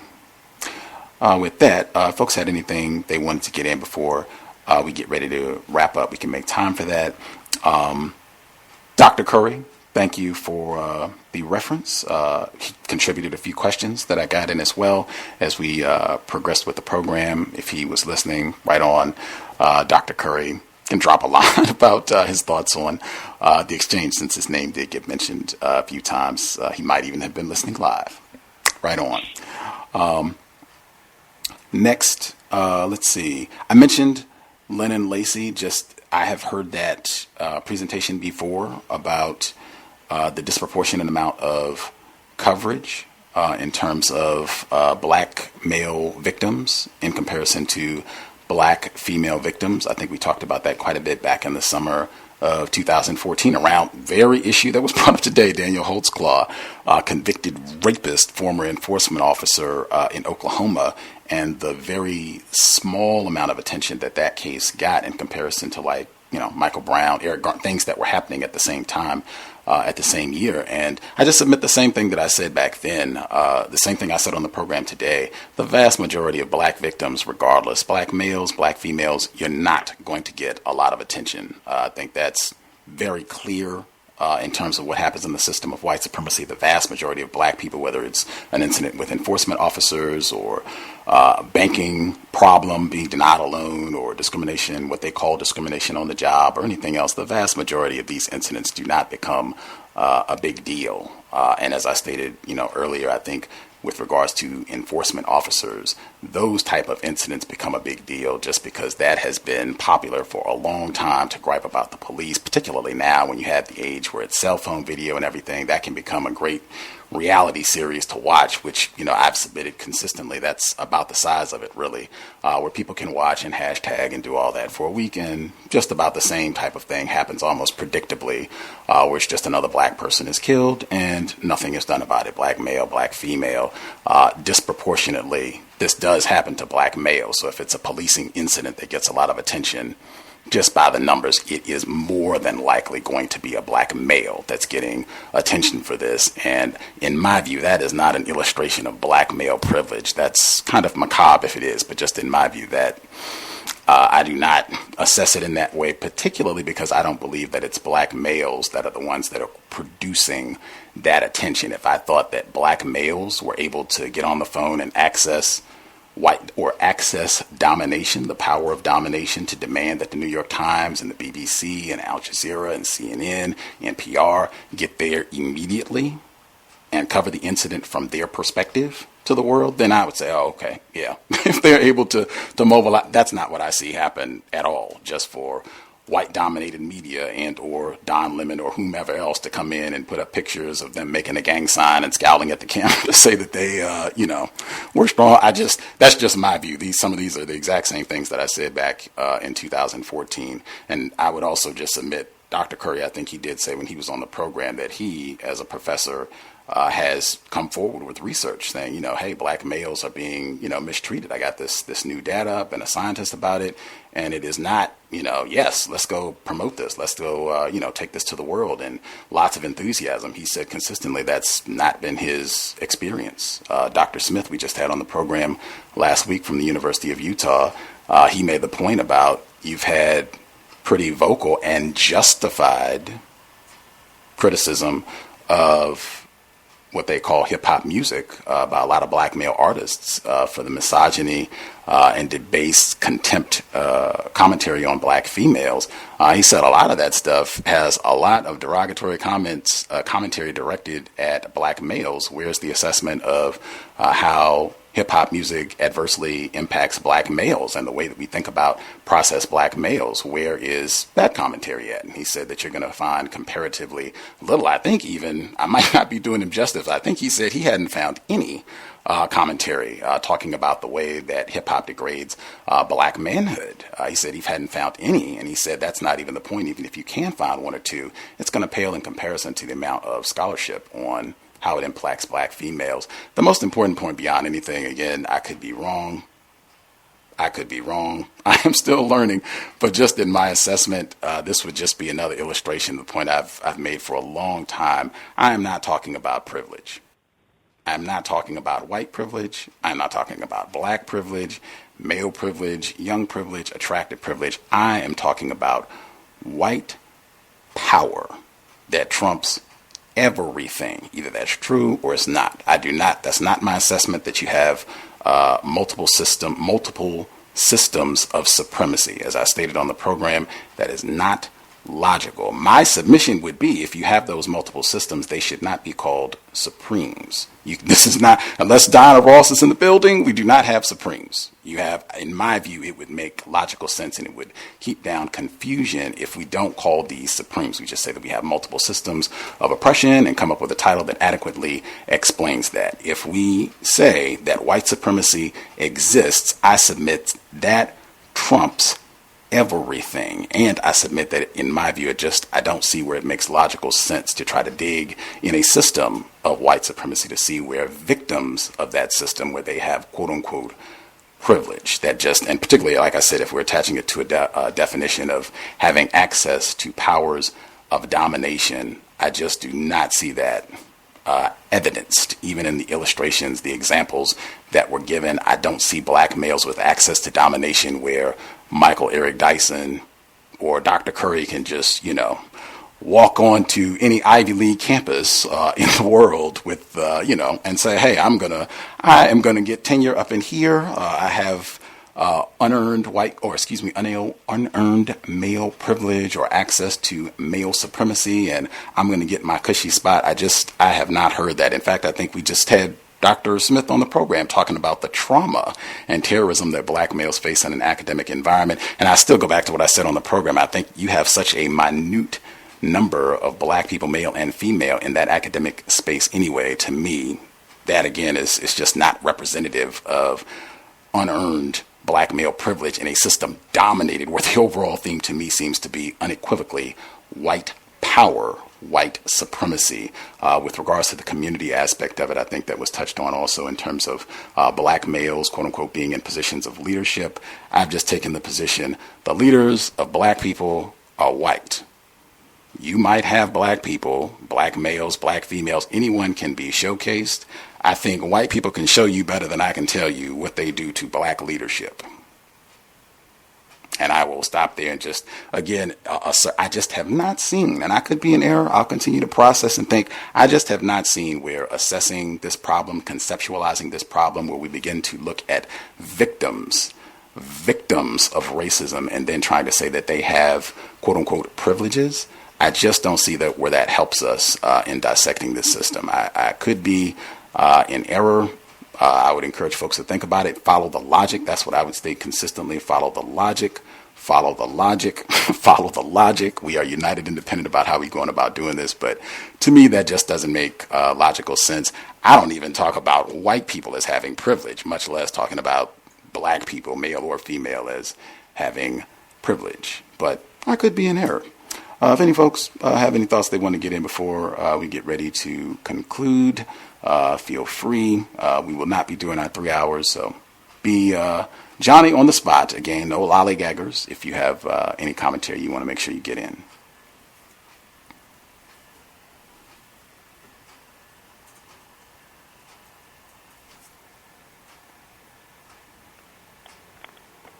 Can I be heard?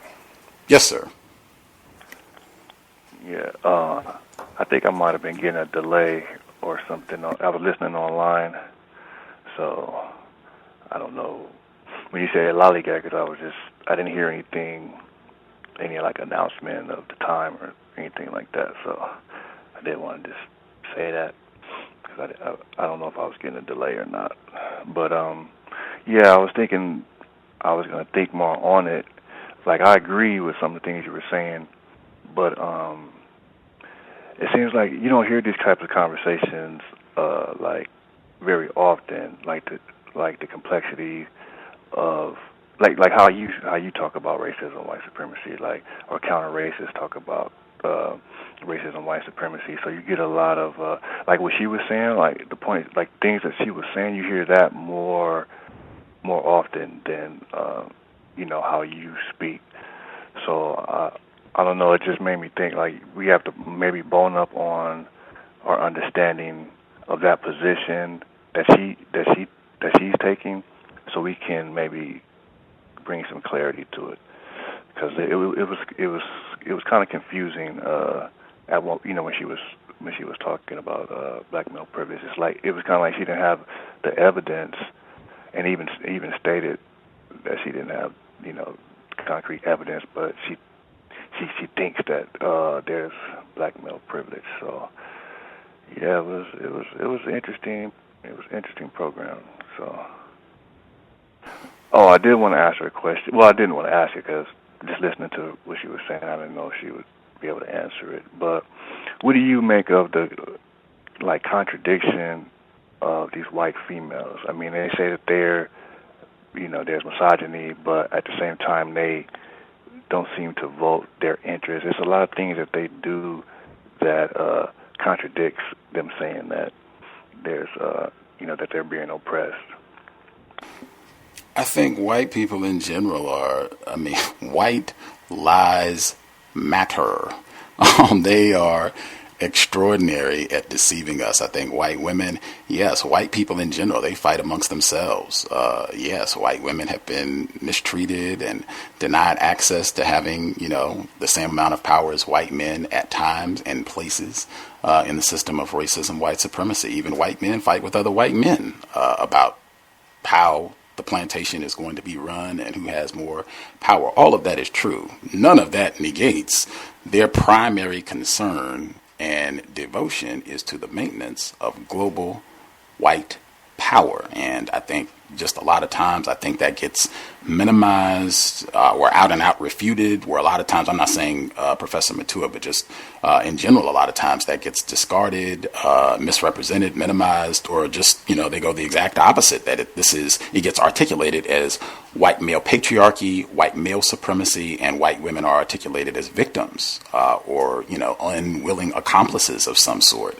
And I reject all of that. That's not, in my view, it doesn't make logical sense. You could not have a system of white supremacy without white women being totally on board and dedicated to this above and beyond anything else. And the record is clear. They demonstrate this on a regular basis, not just, from an individual perspective, from a collective perspective. I appreciated her, bro. I thought that was just really great commentary when she was talking about the affirmative action bit. Tim Wise, interestingly enough, the infamous Timothy Wise, he has an article that breaks that down in great detail that we talked about when he was a guest on our program in 2007 about that affirmative action thing, where he says the same, and he says exactly what I'm saying. Great illustration of white women above and beyond anything else. He said the same point, which cannot be said enough: white women far and away the dominant beneficiaries of affirmative action. So what? We're not supporting it. Forget it. It maybe helps the niggers, or just the white collective right now has decided that that's not what we're doing. So even though this is something that has been personally beneficial to me or to us, white women as a collective, we're going with our racial interest. I think a lot of times we get confused into thinking that white women, that they're at war with white men and they're all about their sexism agenda or what have you. I think just a lot of times in general, we get confused into thinking that white people have greater conflicts with each other than they really do. They will fuss and fight and even kill each other. Do not ever think that that means that there is some sort of disruption or divestment from them being committed to dominating black people. That's what I think. That's why I think that continues to happen, even being surprised about that sort of behavior happening from white women, if that makes sense. Absolutely. It makes a lot of sense, and it's very interesting. Very interesting. I think people need. You know what I wanted to ask you? What do you think about, like, nobody talks like counter racist, like when you listen to the cows and stuff like that. You don't hear people just in general conversation with each other and whatnot. They don't talk like what you hear on the cows. You know, even from the callers. Do you think that there's possibly some type of what would you say? Like, there's some like limitation. I don't know the word to use, but I'm saying, like, do you think that there's some kind of a problem with the fact that it seems like the people, you know, like yourself, counter racists and Neely Fuller, speak in a way that absolutely like nobody even talks like that. Like, it's like we're speaking a totally different language. What do you think about that? The implications of that and the message that we're trying to get across. Right now, I think racists, or it's not even I think, logic and evidence suggests overwhelmingly racists have done a very good job of controlling. Number one, they recognize the importance of language and words and how we articulate this problem. They understand that the verbal technology of our conquest, i.e. Kwei Armah's brilliant phrasing, they understand that, and so they invest a lot of time. Timothy Wise and white privilege, Dr. Peggy McIntosh, they understand the importance of language. These are your tools. These are your weapons in some instances. So, hey, if we can use terms like white privilege, if we can use terms like microaggression, if we can use terms that obfuscate, where we're not even saying white supremacy anymore. We're saying everything else but that: bigotry and prejudice and racial animus and racially insensitive. They have all these other terms where we're not getting directly to what it is. They understand that is massive when you're using terms that incorrectly convey the concepts and the problem that you're trying to solve. I'm in agreement. I think that was something that was broached in the program. I agree that is going to make it very difficult for you to solving the problem. I think just in general, I think a lot of victims of racism, I don't think we have adequately grasped the importance of words and really making an effort to really be definitive and to invest great care in refining the words that you use to articulate racism, white supremacy, that are very important. I don't think enough of us have grasped that and thought about the way that just the terms that you use, they shape your arguments and how you think about this problem and going about trying to solve it. I think that's huge. I think there's a lot more work to be done just in really emphasizing that. It's not saying that you need to sound exactly like me in articulating racism, white supremacy, but it does say that words are very important and that we should, have thought it. I think even when I asked about the definition for privilege, which I hope that's something that's not lost.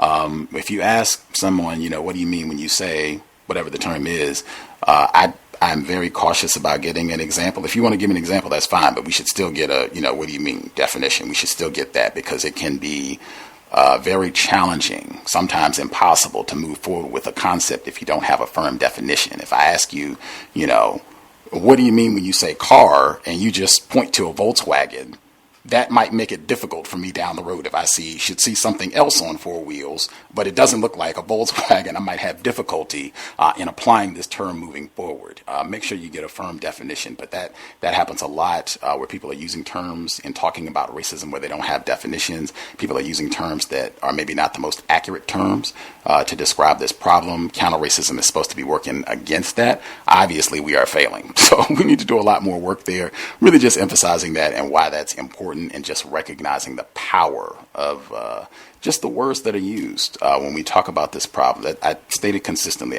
this is not white privilege. This is about power. Racism, white supremacy is about power, not privilege. That's why I did the rewind this past weekend. Desmond Cole made that exact point. Journalist up in Canada on News Talk segment on CBC, that we should move away from that way of conceptualizing this problem as privilege. This is about white power, white domination. I will halt there. We had two other folks that dialed in. I'm not even sure they got to ask a question of Professor Mutua. The caller at 2045, and I guess the person, you might be on a vote line or something else. Did you all have questions or observations you were going to make?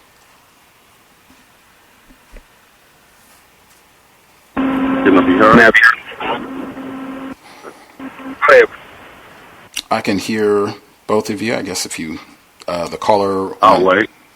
Okay.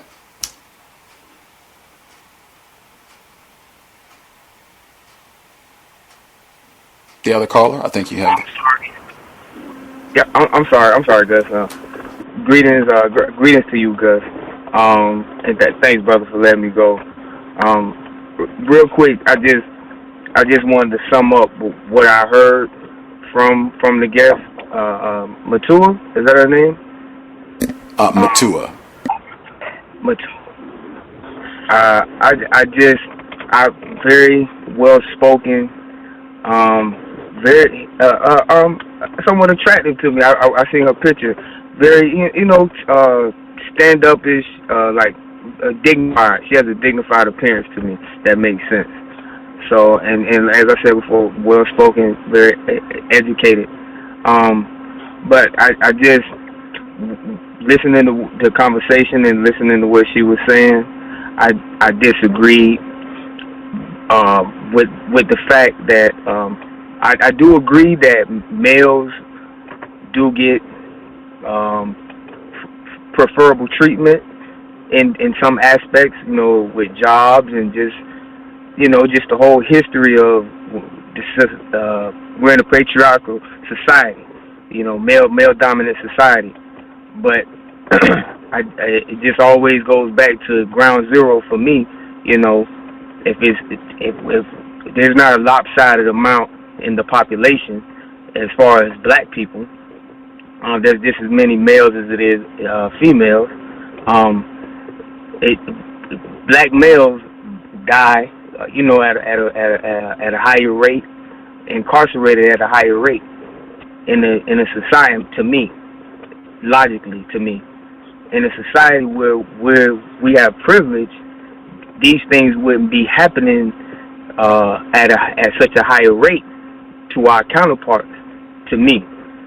And it just, like I said, ground zero. I see more of my counterparts, my black women, get more preferential treatment when it comes to getting stopped by the police, getting into incidents with other authoritative figures and things like that, with jobs as well, and employment. So running the household. So it just to me it seemed like she was speaking, maybe what she was studying or what she thinks she knows, but putting it in practice. She was saying something about that too. Bad memory. But practice actually seeing it and living it, we definitely don't have any privilege as black males. And I wanted to ask you, you summed it up with how you feel about that. So, as I said before, thanks, guys. Thanks for this show, always. And I'll mute my. For sure. Just before I get to the other caller, I'm looking at the Bureau of Labor Statistics.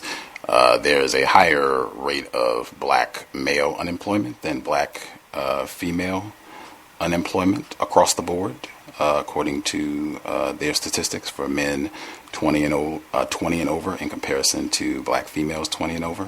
I can post a link where you can look for yourself. But that's for me. I just want to emphasize again, for me, that's totally irrelevant. I have no idea, in my view, and I could be completely wrong, whether it's, I don't know if that means that black females have unearned privilege. I just don't see how any of that helps us neutralize racist man, racist woman, racist child.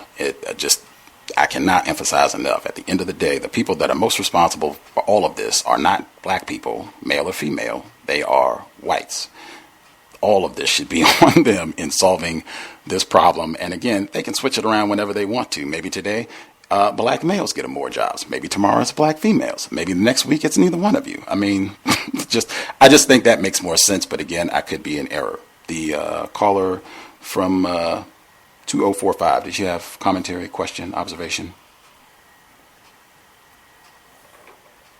Yes, sir. Greetings, Gus. How are you? Right poorly. Yes, sir. I agree. When I was listening to you, I had kind of an epiphany, so to speak. But I was hard pressed to think of when I listened to music very, very little as far as the radio stations are concerned, and I watched very little TV. But the sporting events, whether it's football, basketball, the DJ, they're playing music that's, basically from our genre. And I'm just hard pressed to figure out if anybody or you knows any song that a white person has sung that is basically saying, I'm going to have a relationship with your wife or your girl, and I'm going to send her back to you and do this and do that. I just can't figure out any song that a white person has sung that implicates that suggests that or brags about that. And I'm really perplexed because I know that they control the message, but at what point do we realize that this is definitely an intricate plan, and I'm just trying to figure out if anybody knows of any song that a white person has sung about the types of things that we're speaking of. And I haven't seen any like big pop star, big white star. Who's the new star? Like the new white person that's killing the charts. It's all black people, and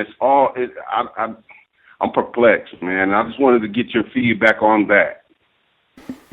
And I'll move my line. Oh, okay. I don't consider myself to be an expert on music or much of anything else. I can say that I know that there are many whites who have made songs about all kinds of things, unless my memory is in error. I think Eminem made a song about killing the mother of his child and stuffing her in a chunk. So, whites certainly have made all kinds of songs talking about, killing people and, killing their wife and, if it's just debauchery in general. I think they have done quite a good bit of that as well. I'm thinking of, different types of the hard rock and punk rock and gore and all that. And then, I may be ignorant because, Eminem, I'm talking about different genres. Like a country, I've never heard a country song that's saying that, he's, I don't know. I guess, I'm sure they're there, and I'm not. Even if there aren't songs, they certainly have made all kind. They have made movies about, I'll pay you $1 million to sleep with your wife, and then, joke about it afterwards. They have made movies like that. So hey, I don't think I think whites have done more than their share of any sort of debauchery or, just vile act, making that into a song or a little ditty or a movie or a TV series or whatever the case. They have done quite a bit. Isn't Dexter a serial killer where he's trying to have sex with his sister? They're all over the place. Indecent proposal or something like that it was, yeah. indecent proposal. He asked to make love to that guy's wife, but okay. It's just like that's all we talk about in our music is money and sleeping with other people's women, and I mean, it's just and if you don't present that material, you won't get the deal. And we keep just we keep walking up to their game and wanting to play it. And at some point, we have to walk away from that game. And I don't know. Thanks for taking my call, Gus, man. Yes, sir. If you don't understand racism, white supremacy, everything else will confuse you. Hopefully, as we get more people to have a better understanding, we can make better decisions, our use of time and energy. Anybody else? Observation or a quick question they wanted to get in before we wrap things up last minute or so? Oh, we did. One of our listeners, she did point out the word fair was used a lot on the program today. Always think that is significant as well. Very, very good catch. I would also say as well, I think that exchange would have been a little different if I was talking to a white person and they were trying to convince me about that whole conversation would have sounded different if it was a white person trying to convince me of black privilege in any way, shape, form. If they had started, a white person had started by saying, now I can't think of concrete examples of black male privilege, man, way different conversation. It would have been a way different exchange. But I mean, it wouldn't have sounded anything like that. Anybody else have a quick observation or question they need to get in before we conclude? Can I be heard really quickly? Yes, sir. Good comment as well about the the word allowed about black males in the ivory towers. I just wanted to tell the gentleman that was just on concerning, I guess, Dr. Kevorkian coming on next Monday, that Black Mirror, that season, I've only watched season 1, which is like 3 episodes. If he watches that, then he'll have enough material to go forever. I mean, the whole thing is about just debauchery, about sex. I think the first episode, the Prime Minister of the United Kingdom has sex with a pig. So that just starts you off. So yeah, I guess that was my comment. Thank you. Absolutely. Really interesting series. If you check it out, even it's sci-fi, like it gets compared to the Twilight Zone frequently. In the Twilight Zone, I had a listener, they said they felt like they were dating themselves because they said they watched the Twilight Zone. I was like, man, come to the 21st century. They have Netflix now. I mean, you can just go on your computer and watch anything, or your tablet or whatever, and just, watch series for many times. So, I mean, you can be a fan of a series that, was on before you were born. But case in point, the Twilight Zone, which was on before I was born. I have watched it, and a lot of I won't say a lot, but they did address racism in the Twilight Zone in more than one episode. Some pretty interesting viewing if you want to check it out. But Black Mirror gets compared to that frequently, and I'm a fan of sci-fi anyway. Just some of the because it's supposed to be about technology, and this is where it's great to have Dr. Kevorkian on, because I'm interested to see if he thinks that that's just a metaphor for talking about the angst that whites have, that Professor Mutua mentioned, the angst that whites have about racism.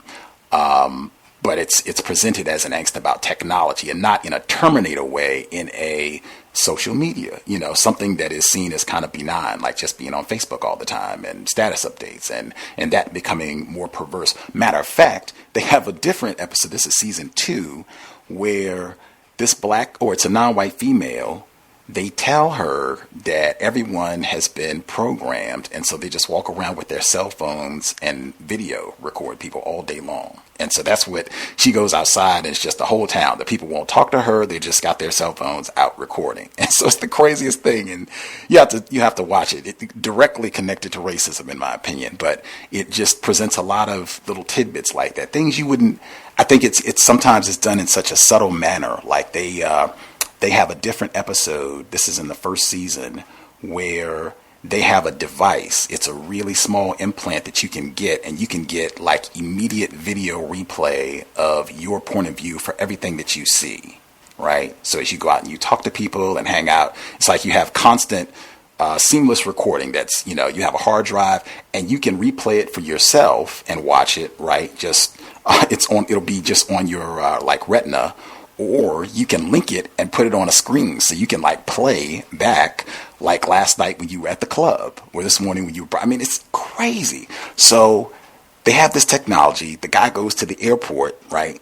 And in the screening, he says, okay, play back your last 24 hours. So to get on the plane, they have to review the last 24 hours of your life. And then he says, okay, play back the last 6 months. And they play it back, and then they let him get on the plane. And that's not even connected to the plot of the film, but just little things like that. Like, at least for me, very interesting to think about that within the context of racism, white supremacy, and particularly technological advances, how all of their technology just gets used to further strengthen the system of white supremacy. Can you imagine that sort of technology as a black person? Like, okay, they have this computer chip, you can get it, and you can, review the last year, the last 2-3 years of your life. You can have it all backed up, you can replay it, you can share it, you can get this technology, but you get stopped by the police. Now, they say we're going to look at the last 3 years of your life, and maybe we'll copy it. We'll have it stored on a hard drive somewhere. We'll have total video replay of everything you did, like when you went to the bathroom, who you had sexual intercourse with. Just to think about as it goes. But really interesting, and racism is at the center of all of it, I contend. It'll be interesting coming up this Monday. 909, anything else you wanted to get in before we wrap up today's broadcast, or anything quickly?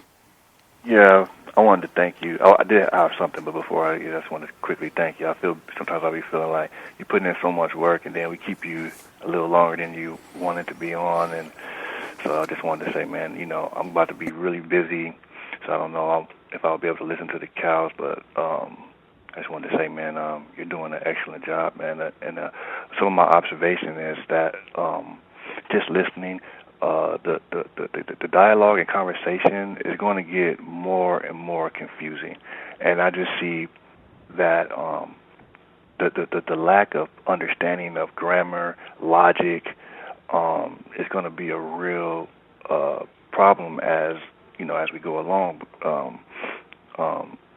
It's going to get more confusing, and so people don't seem to, I don't know how to say it, but I think an intense study of logic, grammar needs to happen, because it's not getting any easier to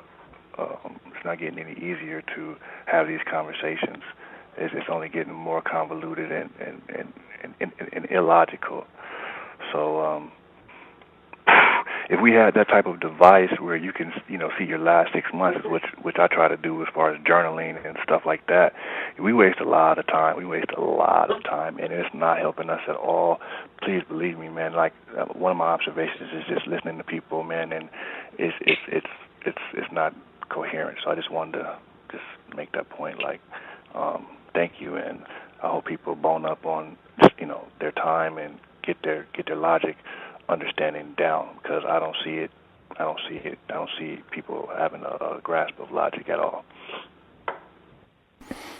Follow the logic. Very important recommendation. If any folks listen to the archive, if you listen in and want to share your thought, write in, or if you want to share, I guess you could do it on the compensatory call-in coming up this weekend as well. Feel free to do that as well for people who have opportunity to listen to the podcast once it has been uploaded. You can always get the archives, iTunes, Stitcher. We're on Blueberry. We're obviously at Black Talk Radio Network. You have lots of options if you want to get the downloads of any of the archived content. And you can always listen at Tune In Radio. Online, it's linked at Black Talk Radio Network. With that, thanks for everyone tuning into the program. Again, congratulations to Dr. Curry, his award or nomination for an award. I hope he gets it. Great job. Keep up the scholarship. And thanks for the reference for Professor Mutua's work. Great having her on the program. Also really appreciated her commentary on discretion. That was great, as well as her commentary about consent. I might have to make a sound clip of that for Dr. Rasayan. That's something else as well. I think that's important. I hope demonstrated, to say that all the time, in terms of being patient and even when there's not agreement amongst victims of racism, which is often, I would say pretty much every time going to be the case, because I don't know anybody that I have 100% agreement on these concepts, but you can discuss it in a courteous manner without being vulgar and cursing and good Sambo. And I mean, that's totally ridiculous and not helping us solve this problem at all. Just being able to have calm dialogue, you share, you listen without interrupting, you let the person share their view and think about it, because none of us, has solved this problem. So we all have room to think and consider if we, could be in error, if we just made some miscalculations or what have you, sort of rethink. So, I'll be doing that myself to rethink, make sure I'm not in error with some of the conclusions that I have drawn. But just courteous dialogue. Really glad we can have her on the program, and hope if Dr. Curry listened, hope his views were not misrepresented or mangled. Hopefully he'll let us know how the dialogue went if he checked it out. Anywho, we'll be back twice Thursday. You can tune in if you are not going to work. Tune into the program. We'll be here twice. Paul Ifeami Grant, early program, 4 p.m. Eastern, 1 p.m. Pacific, and late 8 p.m. Eastern, 5 p.m. Pacific, workplace racism as usual. Drop us an email if you get confused, have gripes, complaints, guest suggestions. You can't find something in the archives, untiljustice@gmail.com, untiljustice@gmail.com. With that, sobriety would be best under conditions of white supremacy. I've stated that consistently. You never know when today will be the day. I can't believe I forgot to they put a billboard up in Oklahoma City. The Daniel Holtz guy, that was on my mind. They put a billboard up that said, maybe he didn't do it. Some firm, they're doing a documentary to suggest that there might be evidence that maybe he is innocent. Him being convicted of 18 various counts of sexually terrorizing exclusively black females. But we'll talk about that more as we proceed this week. We certainly have been talking about that case a lot over the last 2 years. Anyway, as I was saying, sobriety would be best. You never know when today might be the day that you are pulled over by Daniel Holtzclaw, Darren Wilson, any other race soldier, badge or no. Whites are dangerous. We should keep that in mind at all times. Racism, white supremacy is war being waged against black people at all times. Our behavior should reflect that at all times. The seriousness of this problem. I don't think consuming cannabis, alcohol, cigarettes, any other narcotics, I don't think that is going to put us in the best position to successfully neutralize racism. I haven't seen any evidence to support that so far.